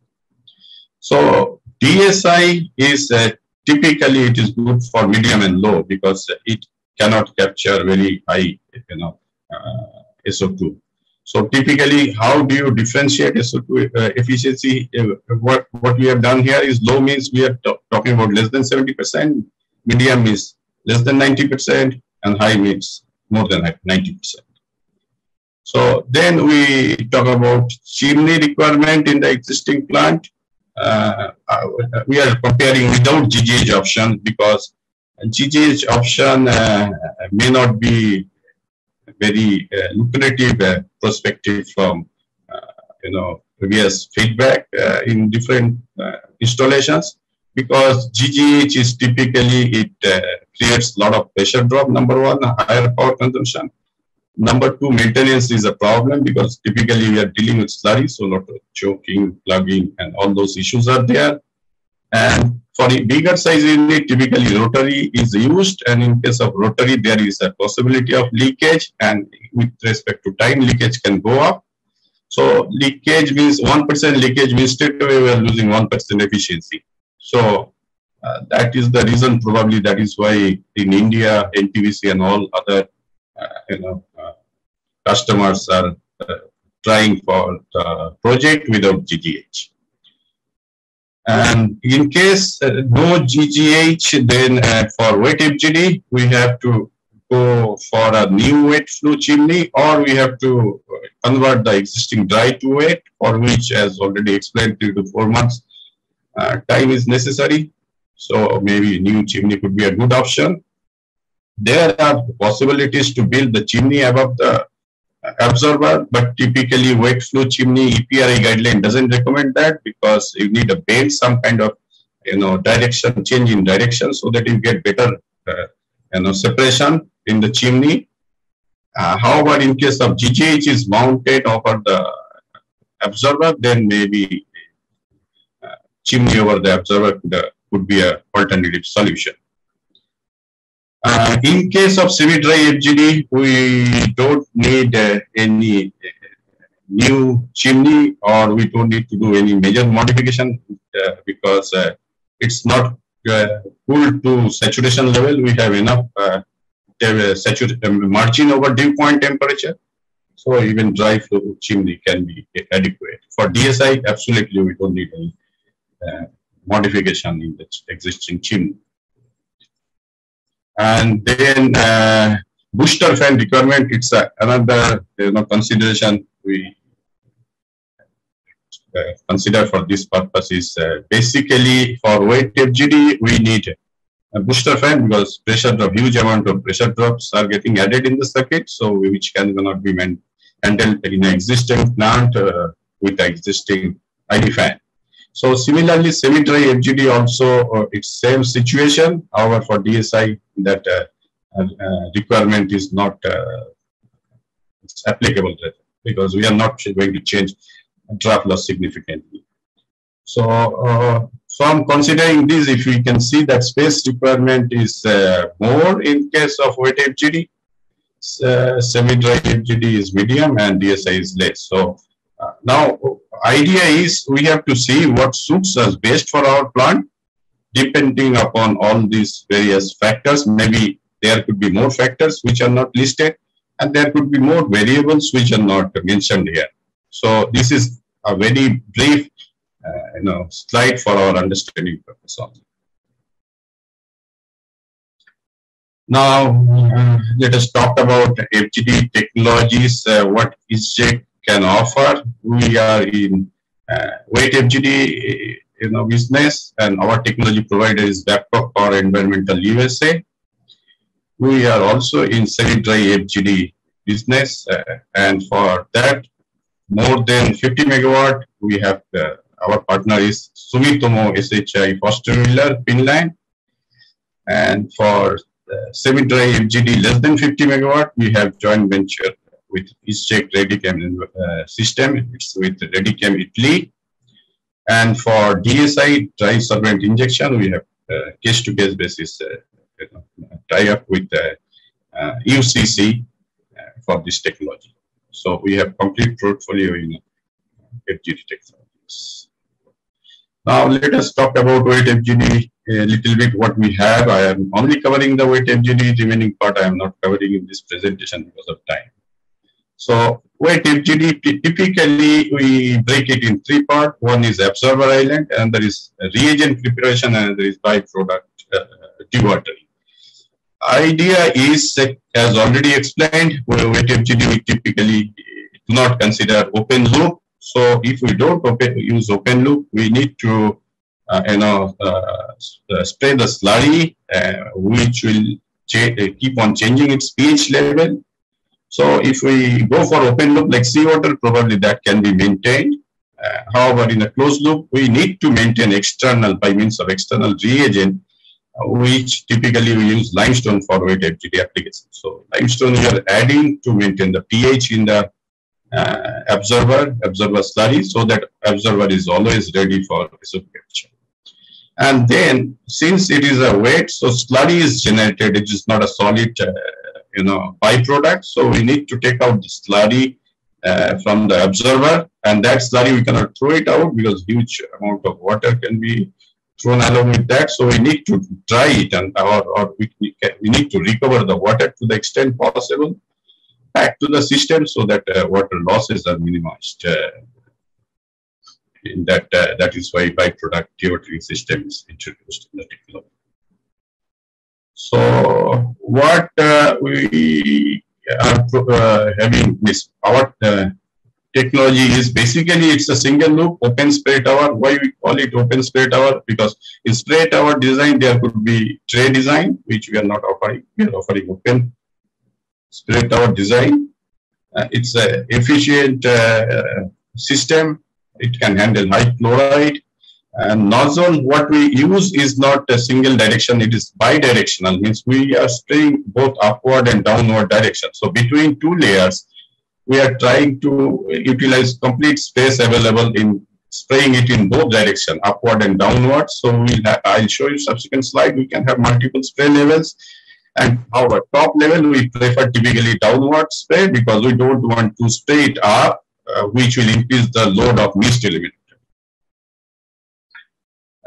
Because if you spray it up, then there are possibilities that fine mist can be carried away from the system to the mist eliminator, which will increase the load. That is why we prefer top level is downward and all other in bidirectional. So the spray nozzles are designed for higher liquid pollutions, which increase the contact, so better capture. And over 12 gigawatt units are under operation already. and capture efficiency can be greater than 99%. So as I already explained, more than 20 units of 12 gigawatt size, it's open spray tower design. Dual spray nozzle, as I already explained, capture efficiency can be greater than 99%, and reliability is quite good in this technology. So it's open spray tower design, so 99% and above also it's proven. So here you can see at the lower part some of the pictures for open spray tower design. So this is a typical schematic showing all major components. So if you can see that the top part, it is 2-stage mist elevator, but it can be 2 or 3 stage depending upon how much mist you are going to achieve at the outlet of the mist eliminator. Then at below that we have various level of spray headers. So here if you see our pumps are dedicated for each level.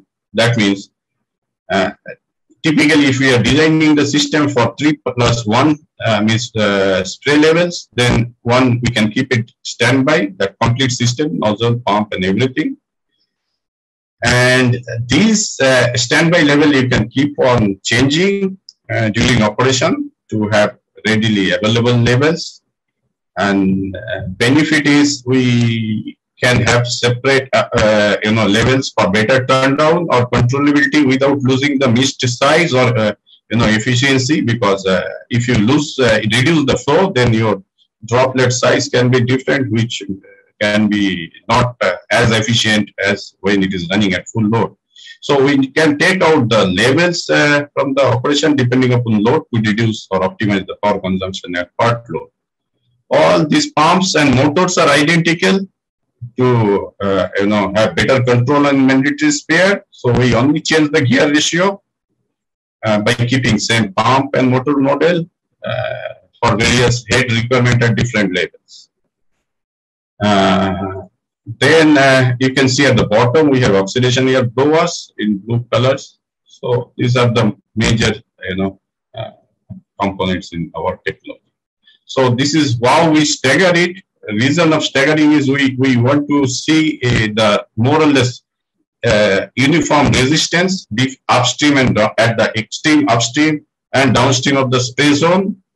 So we try to make it staggered so that resistance we can make it almost uniform, so that distribution of flow gas across the spray zones are uniform, much better control for SOx load.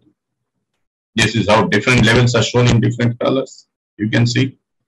So we verify these by means of CFD analysis. These are some of the pictures showing mist eliminator.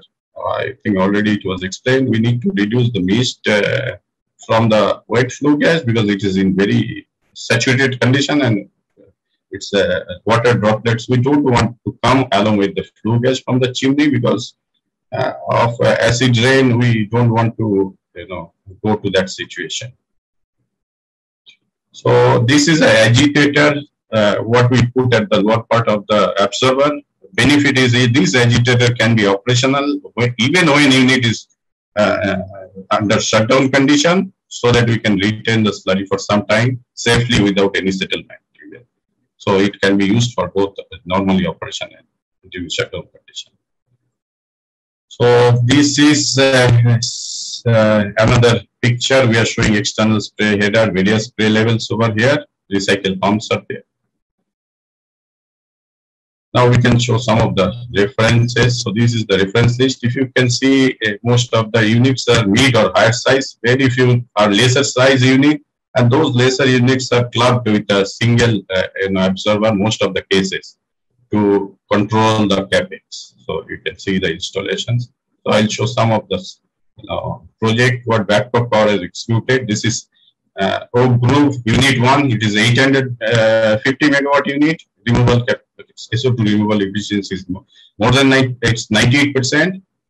So Oak Grove Unit 2, again it is 850 megawatt and 98% is the capture. This is watery unit and unit 1 and 2. You can see around 700 megawatt is the capacity and 98% capture. So again, you can see brown unit 750 megawatt, 98% capture. So Mill Creek 660 megawatt unit, 98.5% capture.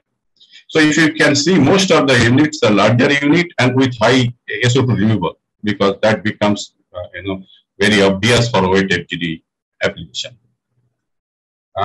Then we'll show some of the reference by ISCHEC. Currently we are executing NTPC Kulgi 3 into 800 megawatt units. Then NTPC Gadarbara 2 into 800 megawatt units. THDC Kurja, it is LNT MHPS we are supplying 2 into 660 megawatt unit. This is Odisha Power 2 by 660 megawatt unit. So this I have just shown the units wet FGD, what we are executing currently. So I think I have completed my presentation. Thank you very much. Thank you so much for such a lovely presentation. Thanks a lot. And without wasting any time, moving towards now, we are having Mr. Shankar Thakur, Technical Director, ERC Technology Private Limited. And before that, I would like to request everyone to please send your questions in the chat box. All your questions will be answered in the panel discussion. Now it's time for respected Mr. Hello, can you hear me? Yeah, sir. Yeah. Can you see my screen, please? Yes, sir. You are visible as well as audible. Okay, thank you. So good afternoon. This is very good afternoon from ERC Technology. I am Shankar Thakur, speaking on behalf of ERC. So many of my earlier speakers have covered most of the topics which I was thinking of catching upon. But right now, let me go through the presentation which I had prepared, and for this this beautiful seminar. And this, I think, everybody has talked upon regarding the emission norms and why an FGD is required for an Indian power plant installation. So everybody knows about it. So I'm not going to talk about it much. So, and these are the current, what we have. The Indian coal analysis is there, where we find that that the sulfur is in the tune of 0.5% weight by weight basis in the ultimate analysis. So that's why the sulfur dioxide is there in our coal. But since we burn huge amount of coal, so this is where we have the current sulfur, and the coal analysis is there, where we have around 0.5 to below 0.5% weight by weight in the coal. So I don't want to get into the specifics of this, and let me come to some key issues of the Indian FGD installations. Can you see the presentation, please? Hello? Yes, sir. Just one more interruption. If you can maximize the screen of your PPT so that it can be viewed as a full screen. Yeah, now? Yes, sir. Now it's full screen. So what we are talking about is where the FGD is connected. Is it after the ESP or before the ESP? Everybody has shown it. And if I show it in the screen, if you can see that for a wet FGD, it's definitely everything is after the ESP. So once the dust is devoid of your the emissions are brought down to somewhere around 100 milligram. Then the flue gases are taken to the absorber. But for a dry sorbent injection system, it is the sorbents are injected just before the ESP. So the ESP has an additional load of the dry sorbent material, which has been injected to be removed from the electrostatic precipitator. And also the dry sorbent gets mixed with the fly ash when it comes down into the hopper. So this is how, how the performance of the ESP also gets affected when you are inducing the dry sorbent into the flue gas stream.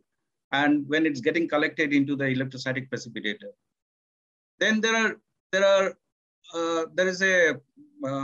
we have the wet FGDs where we have some space constraint in the plant, which has been talked about in my earlier presentations also. We have a layout where we have a very compact space. In a very compact space, you can install the limestone reagent handling as well as the gypsum dewatering system in a common building. So this is what you can see in the slide, where we have shown a layout where you can see the limestone silo as well as the the vacuum bed filter and the gypsum storage system in a common area. And you can see that the reagent storage, from where it is being unloaded, and then it is coming down, and then there is a bucket elevator going up, and then it is going into the silo, and then it is taken into a wet ball mill. And from here it is again, then you can see the vacuum bed filter on the top with the hydrocyclones and the gypsum storage area also. So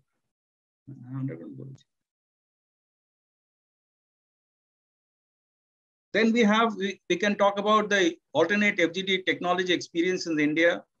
The alternate technologies which we see in India, which has been also discussed in the earlier presentation, was SemiDry FGDs, which can reduce the SPM as well as the SOx.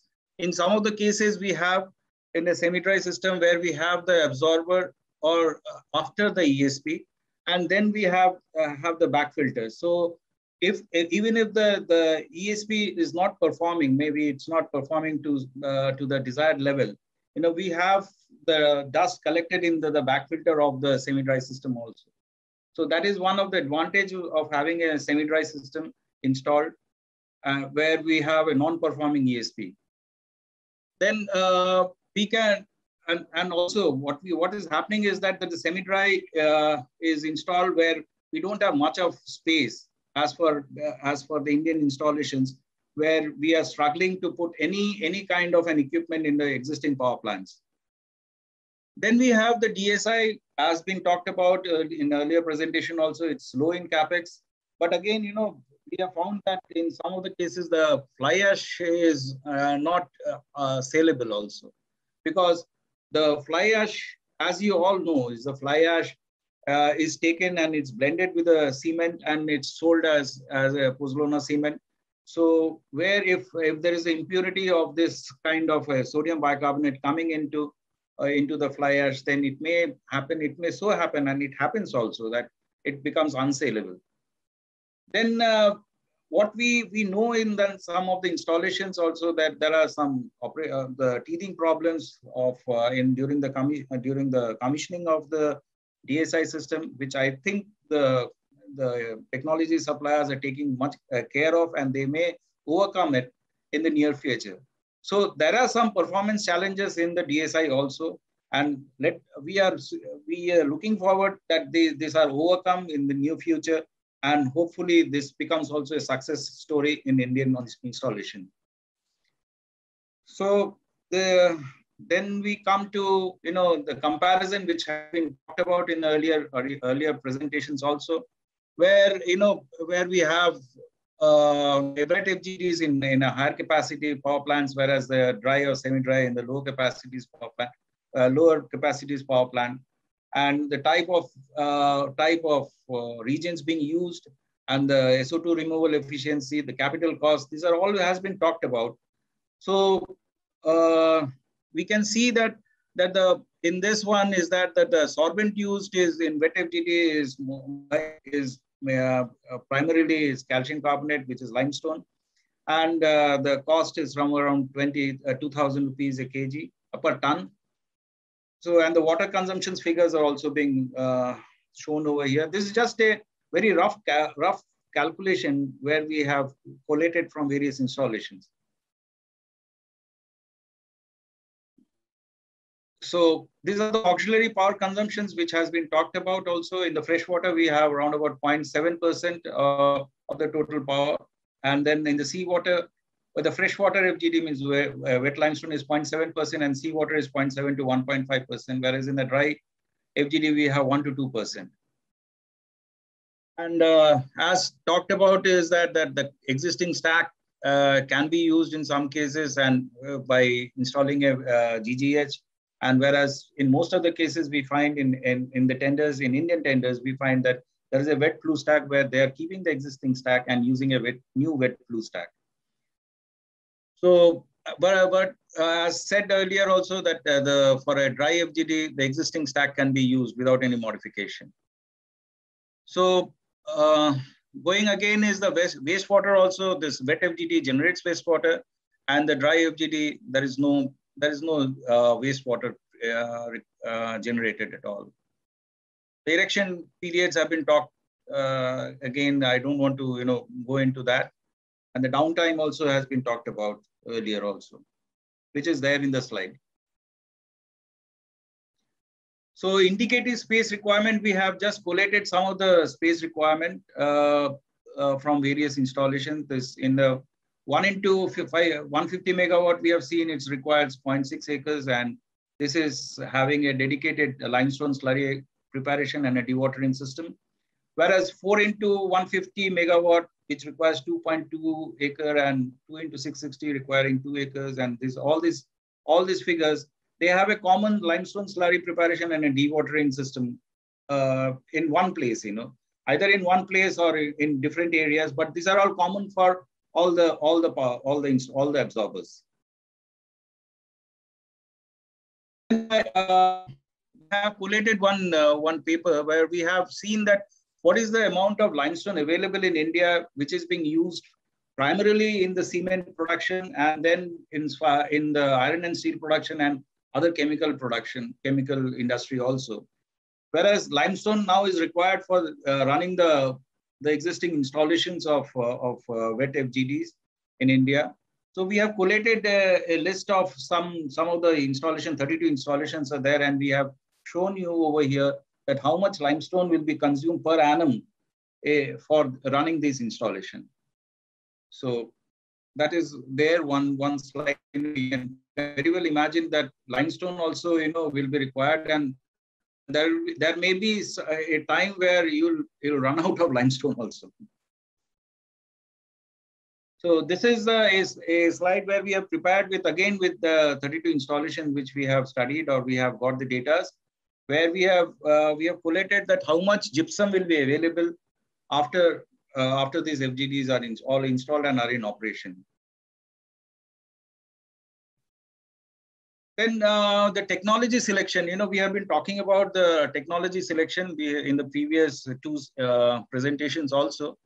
So mostly, what we see is that how we select which technology to be used is one is that how much sulfur content is there in the coal and what is the SO2 removal efficiency required. Then whether the availability of reagent is there. What is the disposal and handling of the byproduct, how we are disposing or handling the byproduct, and then the locational and geographical factors of the plant. Then, as been discussed earlier also, what is the plant like? Then the space requirement of the FGD facility, whether it is available or not. Then we have a typical, capex estimate, which has been, again, there are various projects which has been decided. Based on that, we have dwelled upon this, and then we have arrived at the typical capex estimate, per megawatt. So we have this 195 to 250, we have 45 lakhs per megawatt, and 300 to 330 is 43.5. Then 500 to 525, it's 40.5. 660, it is around about 37, and 800, it's around about 30. This is actually the base cost, which is exclusive of all taxes and duties and any other cost. This is just the base cost.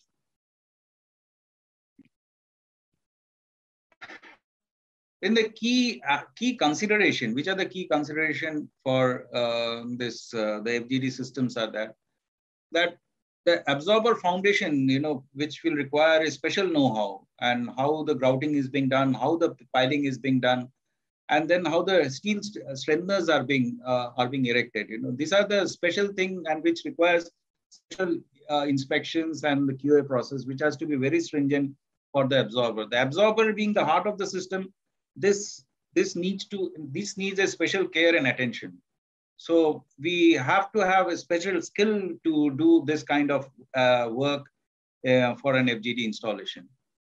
The slurry pipeline is also a very, very important part, which delivers the slurry into the absorber. So that is also we need to take special care to install it and see what is the material which is being used and to design it properly. And as told earlier also, the absorber, the erection is very typical, in the sense that there is a C276 lining which comes in pieces with stiffeners, and we need a specific welding process to weld it, and a special welding team also is needed at site. So for this, we need special trained people to do the welding at site, and with special welding machines also and consumables, and welding checks and QA process at site. The ball mill hydrocyclones are also, and also the vacuum belt filters and other region handling systems are also very critical for the performance of the system. So these equipments, these are mostly, we have found that we have to all import it from various countries, because these kind of equipments are not much available in India. So we need to have more sources available in India to have this kind of support available in our country. So the total construction team and the manpower resource planning is also critical, and which also affects the cost. We have seen that in the earlier presentation that we take around 30 months to complete the total project. So we need a good design engineering skill, we need a good project management skill, and also the PMC support at site, which needs to be trained and have skilled manpower to complete the project in time.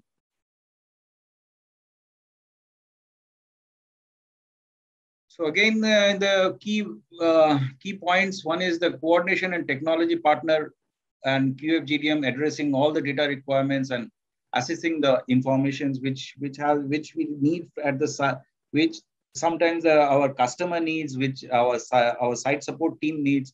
This is very important for us. And then we have the sourcing of major equipments and auxiliary at optimized cost, meeting the quality requirements. This is very important. The sourcing of major equipments like wet ball mills. Then we have the gypsum dewatering system. Then we have other pumps, then oxidation blowers. These are very important systems. Then the smaller components like agitators, these are also very important. So these things needs good sourcing. We have to have good vendors to support us in the FGD projects.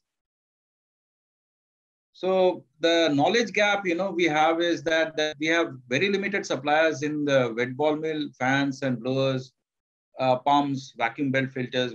We have hardly any suppliers in India. We have suppliers of wet ball mill, but they are all booked. For new projects, we don't get much of support from them. Fans also, the booster fans are these are not available in India, and it has to be imported. Then the C276 also, it's as said earlier, it is all an imported material which has to be bought, and then we have some bonding agents over here who can bond the material with the MS and give it to us. So it takes a long time. So this has to be again explored how to resolve these issues.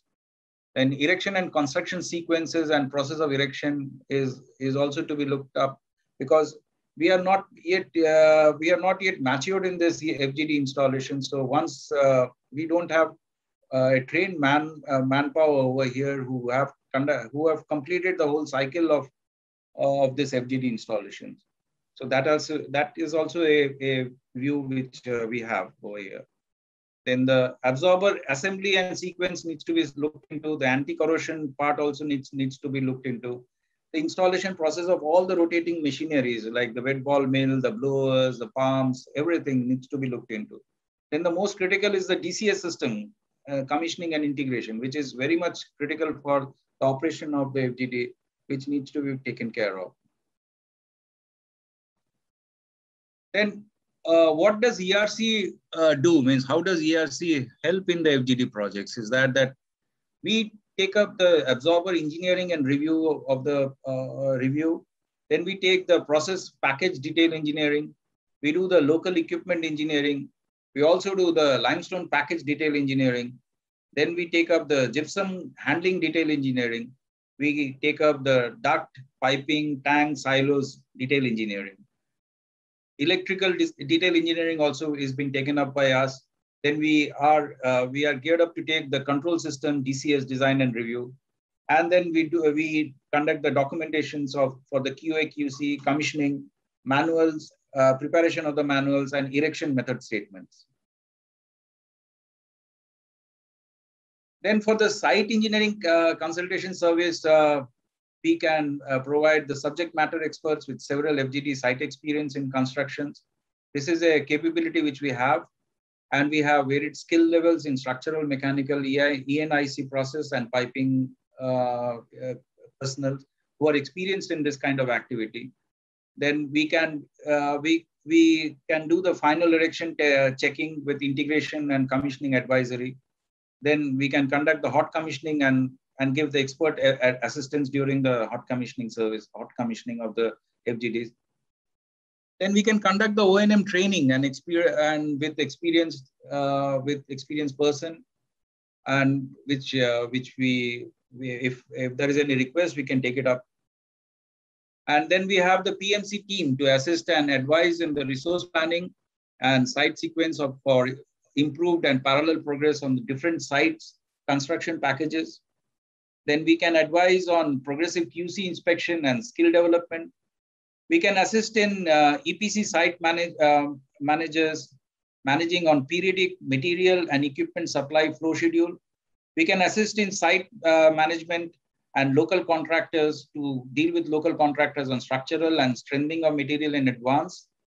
We can check and assist in planning tools, tackles, and other site equipments to optimize the usages.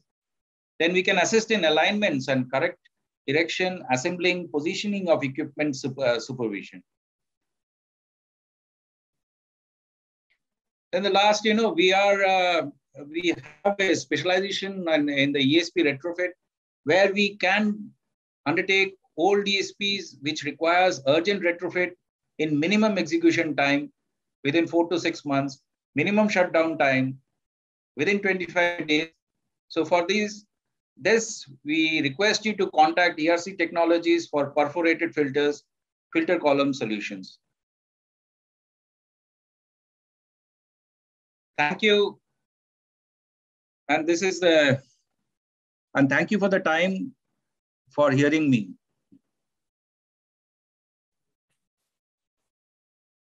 Thanks a lot for joining us and sharing such a beautiful PPT. Thank you. Thanks a lot.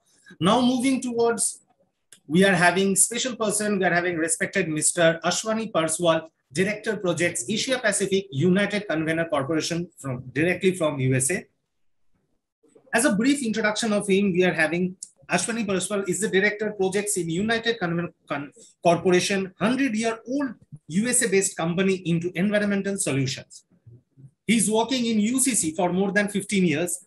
Ashwani sir is a mechanical engineer from an Indian university and an MBA from Chicago, USA. Ashwani sir has spent 25 years in the power industry. He is currently responsible for sales and project management activities for Asia Pacific region. Ashwani sir operates from USA and travels to India on a regular basis. Thank you, sir, for connecting with us. Now the stage, in fact, the virtual stage is yours. Welcome, sir.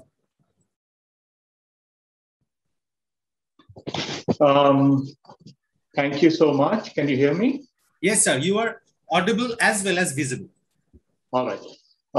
Thanks for this opportunity given by Engineers Welfare Forum to give a talk. In fact, I wanted to give a PowerPoint presentation, but unfortunately in US, our systems do not support Zoom. so I cannot use my official system to give a presentation using Zoom. We are more into Microsoft Teams, so sorry about that.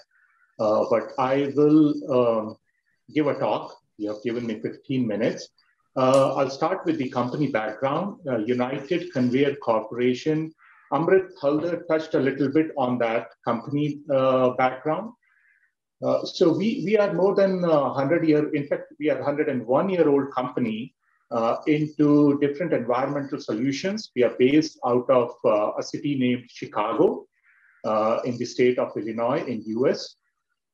We have almost 80 to 90% of the environmental solutions market in North America for the products and technologies that we deal in. We have a very old association with WBPDCL for ash handling systems. We have supplied projects to your plants more than 15, 20 years back. So WBPDCL knows very well about UCC, its capabilities and the technologies UCC comes up with. I'll go to DSI. So DSI, dry sorbent injection systems, some of the panelists already touched on that technology. We got into DSI systems almost like 18 years back when the EPA norms in United States started getting more and more stringent and tough, and the regulations came in that either they have to shut the plants or implement the technology. Most of the plants in US already had an FGD system, but a lot of smaller units and some bigger units, they did not have the system. So they were forced to go in for some technology. They had to pick either an FGD or a DSI system, and depending on what suits which company, those decisions were made. So DSI is picked up for few reasons. One of the reasons is the technology itself. It's a simple technology which has very low capital cost. What we do is we use sorbents named Trona, which is not available in India, so there's no point talking about it. Sodium bicarbonate, we call it caustic soda, we use at our homes, and hydrated lime. Sodium bicarbonate is more popular, easily and readily available all over the world. In India, it's Tata Chemicals, Nirma, PHPCL. There are a lot of companies who make sodium bicarbonate for different purposes. So this sorbent is injected into the system using mills, which grind the sorbent first, bring it down to a certain level, like 35 to 40 microns, and then through a pneumatic conveying system, we inject it either in the air preheater inlet or air preheater outlet, depending on what temperatures a plant has at these two locations, because the temperature play an important role in the calcination process. As long as it is in a certain temperature range, almost like 135 to 350 degrees C, the reactions are far better and you achieve a better output. The other reason is if a plant is old, like a plant has already lived a life of 15, 20 years and has a remaining life of 10, 15 years left, this technology is an effective technology. But not from the technology perspective, but from the O&M cost perspective. So that analysis works out well for DSI. Third point is the SO2 reduction that you want. And some of the panelists have gone deeper into that part. So if you're reducing anywhere from 1200, 1600 milligrams to like 600 milligrams, which I understand is the regulation requirements in India for the older units, then this is the technology that one would opt for, because ultimately it's 65, 70% reduction or 72% reduction that one goes for. And that's a sweet spot where the capital cost and O&M cost all added together turns out to be much, much cheaper than other technologies. We can do higher reductions. In fact, in US, we have done 80% removal.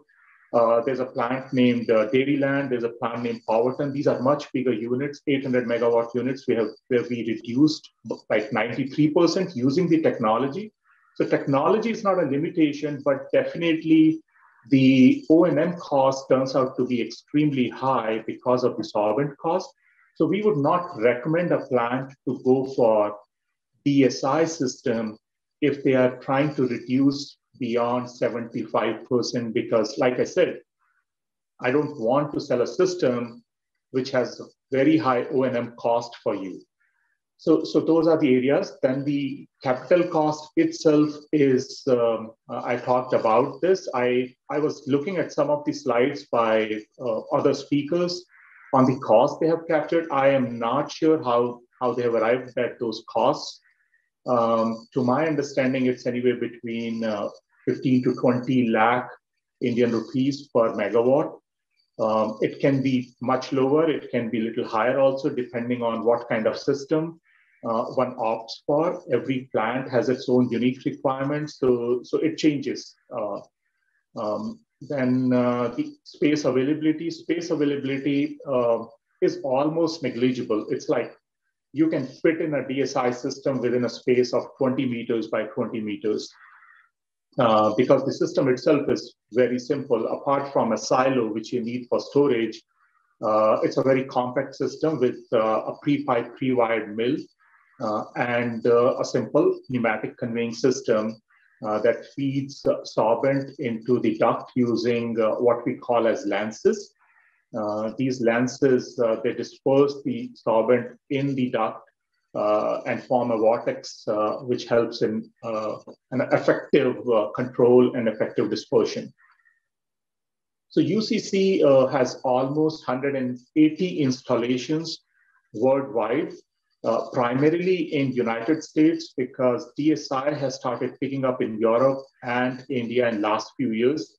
We are currently doing few projects in US, which is more or less, all the new projects have already been done. We are now doing R&M kind of projects, which is renovation of like a competitor's system. Then we are doing some projects in Europe, in Poland, Czech Republic, and Germany. We have the one and the only project that has been executed in India is from NTPC for a plant named Dadri. It's close to New Delhi. It's 4 units of 210 megawatt. So this is a plant which we recently commissioned. What else? Availability of raw material. The raw material, like I said, is already available in India. From technology perspective, I can say that I was in India 2 weeks back, and I had visited NTPC. They buy the sorbent regularly from Tata Chemicals and another company named Nirma, both based out of the state of Gujarat. As far as the spares and equipment availability goes, considering the Make in India initiative, UCC is only making mills in United States. All other products, including lances, splitters, the prime movers, the whole pneumatic conveying system is manufactured in India. In fact, we are looking for partners to even assemble the mills and bring some critical parts from the Indian vendor base. As far as the maintenance of the product of the system goes, it's minimal maintenance because it's a pneumatic conveying system with very, very limited amount of solvent injected.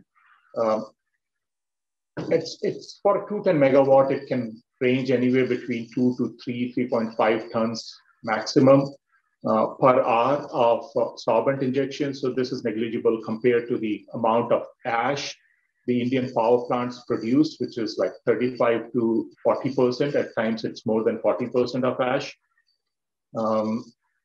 The other aspect that I understand we wanted to touch upon in this discussion is the replaceability possibilities and spares availability, and then the chances that the system can be upgraded.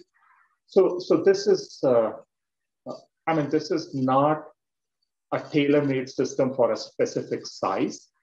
For example, mills, UCC mills, they are from my mill can inject as low as 2 tons if you want.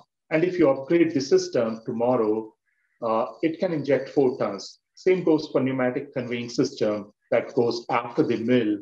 Those pneumatic conveying systems have a lot of flexibility for increasing or reducing the injection rates that you need from that pneumatic conveying system. Likewise, the lances and splitters, everything is designed to be extremely flexible depending on plant needs. That addresses the future requirements of the power plants, but in terms of like if they are trying to reduce from 600 to 500 or 400 milligrams 5 years down the line, it's the same system, it's the same technology that they have to use.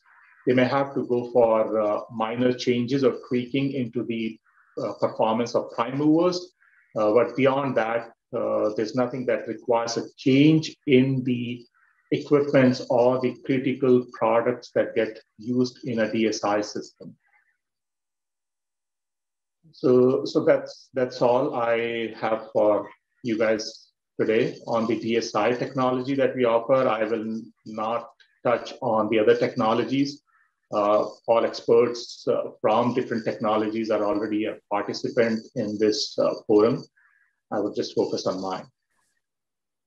Thank you. Thanks a lot for joining so far, and thanks for your gracious words. Thanks a lot. And moving towards the next session, we are having panel discussion. As earlier promised, we have received many questions in our chat box, and as per our early commitments, we'll be giving the answers in panel discussion. So first, moving on to the first question to Ashwani sir, we are having from Sanjeev Bera. The question is, what is the impact on environment of byproduct of FGD or DSI? The question is to Ashwani sir, what is the impact on environment of byproduct of FGD or DSI?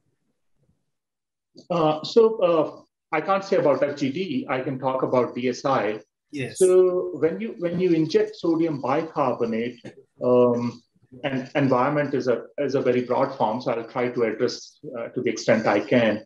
When we inject the sorbent, we inject it at different locations. I mean, depending on, like I said, depending on what's the right place, what kind of residence time we would need. So it can be air preheater inlet, outlet, it can be outlet of economizer or very close to ESP inlets. So the material does get after reaction into ESP.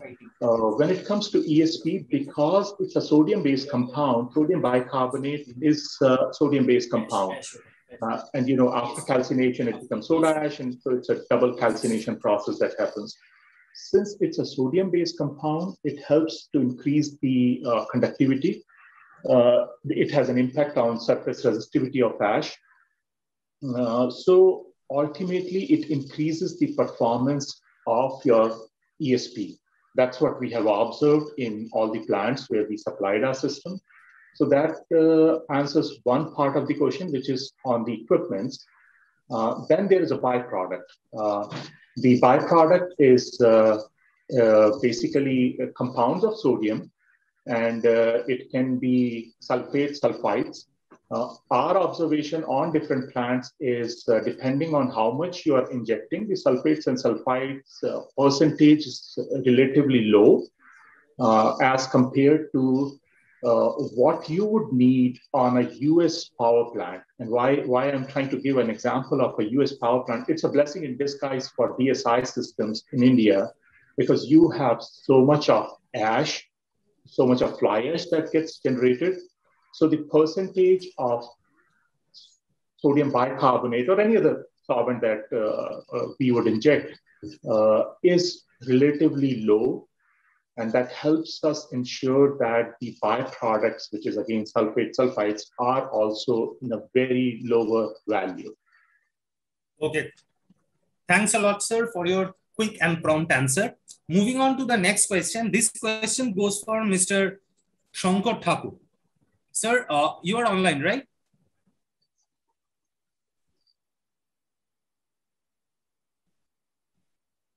This question comes from Mr. Dipankar Sengupta, and this question is to Mr. Shankar Haldar. Sir, you're not audible. Yeah. Hello. Okay. Yes, sir. This question is for you from Dipankar Sengupta. Yeah.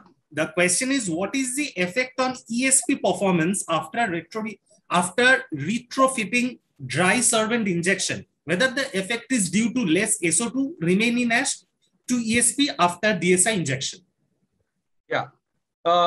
What Mr. Ashwani also has explained, yes, that there is a brighter side of the ESP performance after in the DSI system.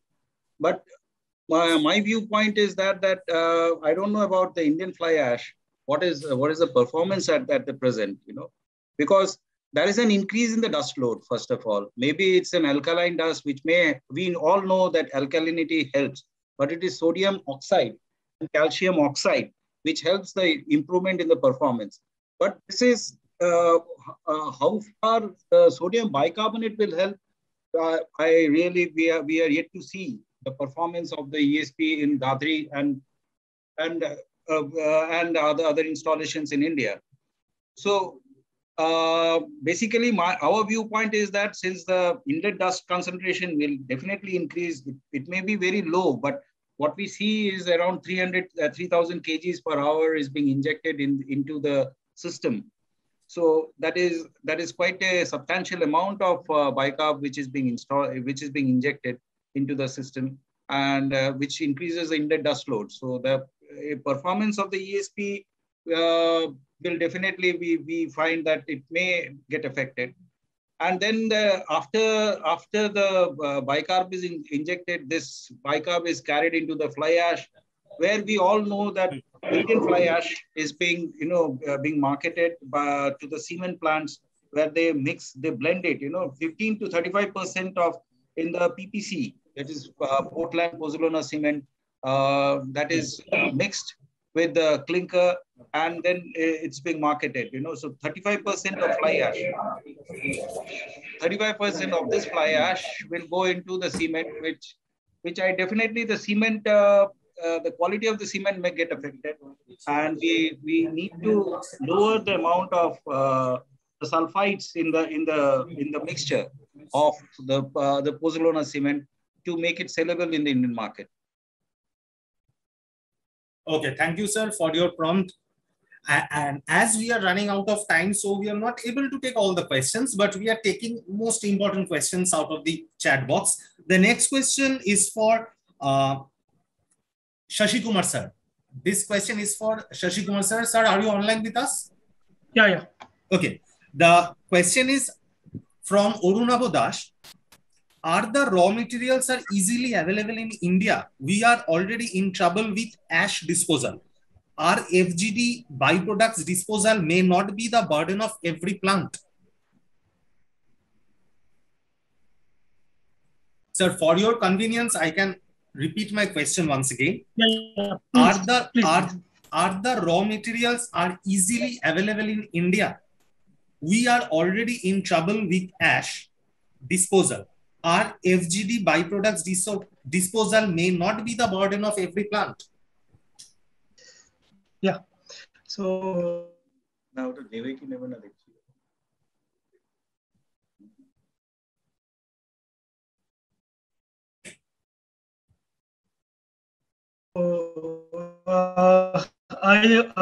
In my presentation also, I told some challenges where some materials are like the materials which are available, all these things and all, where it has not been considered by our stakeholders. That is why we are requesting all the stakeholders. We have to consider like the Indian vendors, indigenous supply, like which is been already used in the FGD for a long period, like glass flake linings are there. Then you're having a rubber linings. So which over period of time you want to be replaced it, or any spare repair works has to be considered. It can be done very easily. Since you are putting some conditions like sub-QR. Sub-QR means like qualification criteria for like mills, gypsum dewatering. So because of that, what is happening? Even though Indian vendors are available, they are not able to participate because they are not meeting the sub-cure. Even though they are having the experience in the similar field, like if you take a mill, they are having experience in the dry mill. If you take a gypsum dewatering, they are having experience in the iron ore factories, where the process was remains same. Like gypsum dewatering example, you are having a separation of solid and liquid. So there also they are doing in iron ore industries also. They used to do separate the solid and iron ores. So vendors are there. So that is why we are telling you give some vibe of like in the sub-QR and all. So with the Indian vendors, we can able to meet the current demand of the FGD. And second, the byproduct. So byproduct, as you know, like this gypsum, whatever we are producing, 90% purity, it can be used in the gypsum cement factories. So as you know, cement it is made up of ash. As earlier sir has told, 35 to 40% of ash in the power plant is going to the cement factories. So along with your cement, the gypsum is getting mixed up and they are making the cement manufacturing. And recently there was a second point, there is a recently research had been done in our IIT Chennai, where they are using this gypsum for the building of the buildings, construction of the buildings. So, and the third one is we most see in India to the gypsum boards, in the ceiling boards. Now we are importing now. We are depending on the other other neighbor countries. So if the FGDs comes, the gypsum can be used for the making of the gypsum boards and all. Only issue is we have to be find out the good quality of gypsum limestone in order to get the better quality of gypsum. Okay, thank you. Thanks a lot. As we are live in Zoom, apart from that, we are live in YouTube as well. So we are getting a hell lot of questions from YouTube as well. So one more question for all. This question comes from Rashbihari Nundi, and this question is not specifically to any one speaker. Any one of you can answer this question. Is there any facility with DSI installed plant for selling their power comparing with not installed DSI or FGD? Anyone can answer.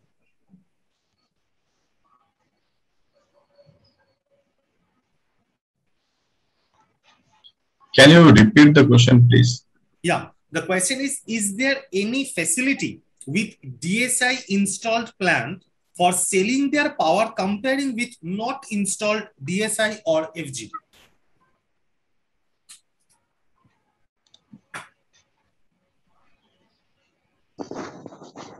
So is the question related to the cost of power production? According to Rashbihari Nundi, the person is asking, is there any facility with DSI installed plant for selling their power comparing with not installed? It's about selling their power with installed and with uninstalled. I mean, to be honest, I could not understand the question, but if it pertains to DSI or for that matter, an FGD, I mean, a plant which has installed DSI, I can tell you about US. They are selling not ash, I'm sorry. They are selling their power. In India, Dadri is the one that we commissioned. They, unfortunately, due to COVID, they come on and off. So they start for a month or two and they sell the power to New Delhi. Okay. And there are plants, almost all other plants are without DSI or FGD. They are also selling power. So like I said, I could not get the question properly, but... Okay, so one more question from same person. How long it will take to install DSI for an old power plant with space constraints? How long it will take to install?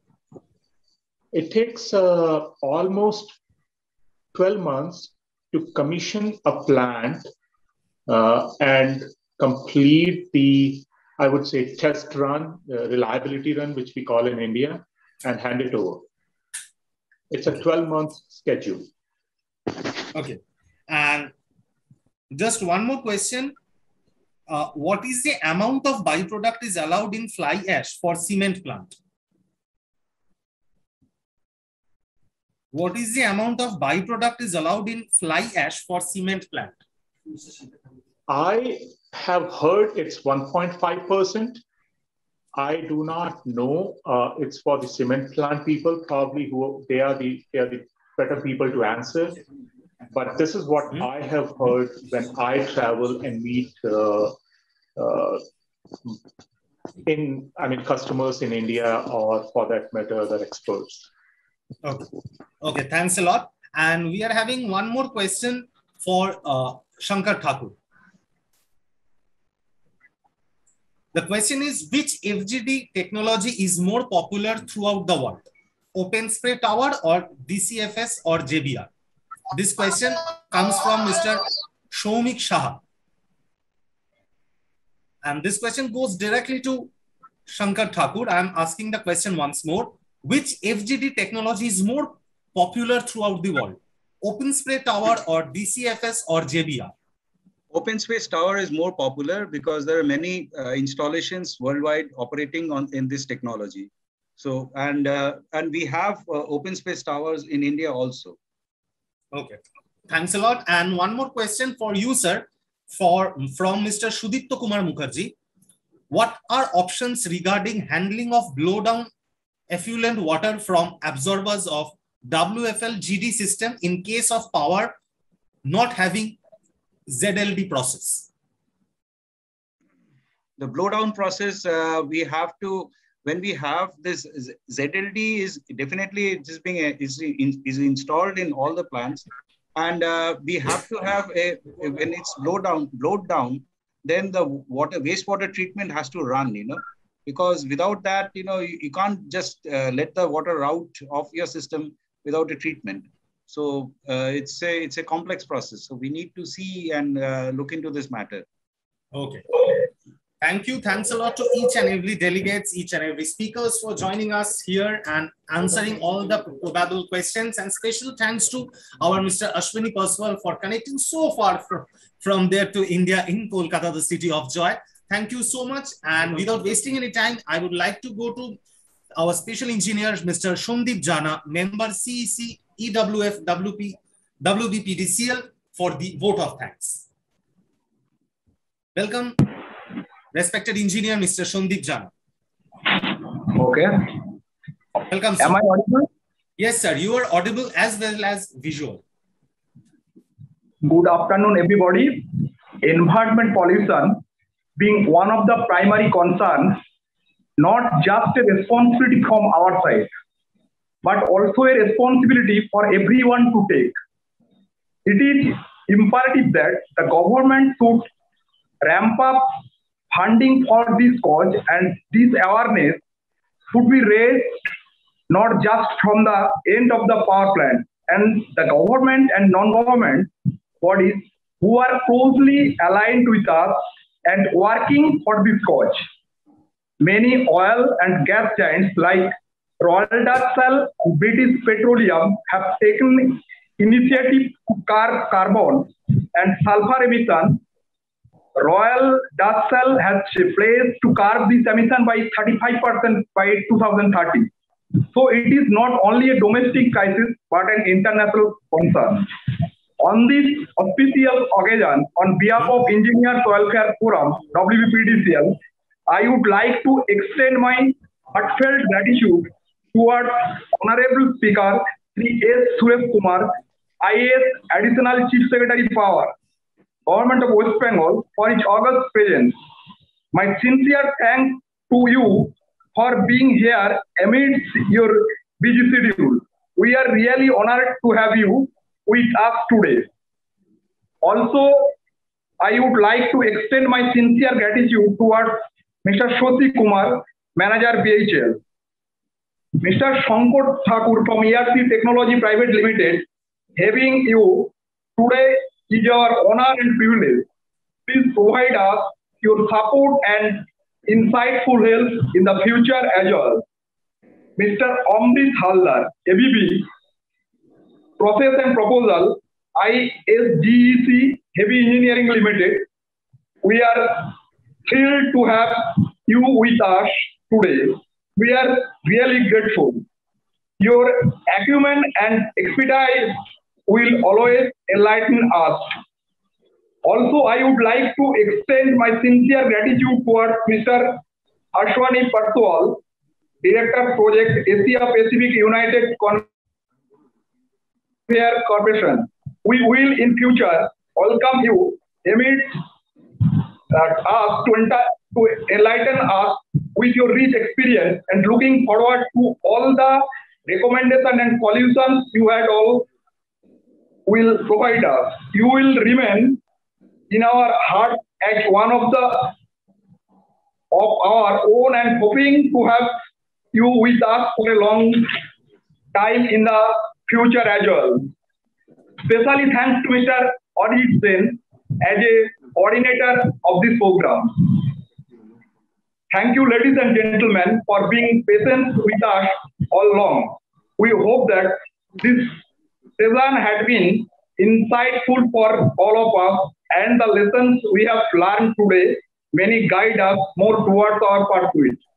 I would like to heartily thank everyone assembled today for a cause that is not just a concern for us, but should I say, a cause that concerns the world as a whole. Thank you. Thank you, sir, for such a lovely vote of thanks. And again, I would like to thank each and every delegate, each and every speaker, each and every officials over here to give their supportive time with us. Stay fit, stay hit and fit, stay healthy. And we will have this webinar, conference seminar again and again for sharing such a beautiful knowledge with us.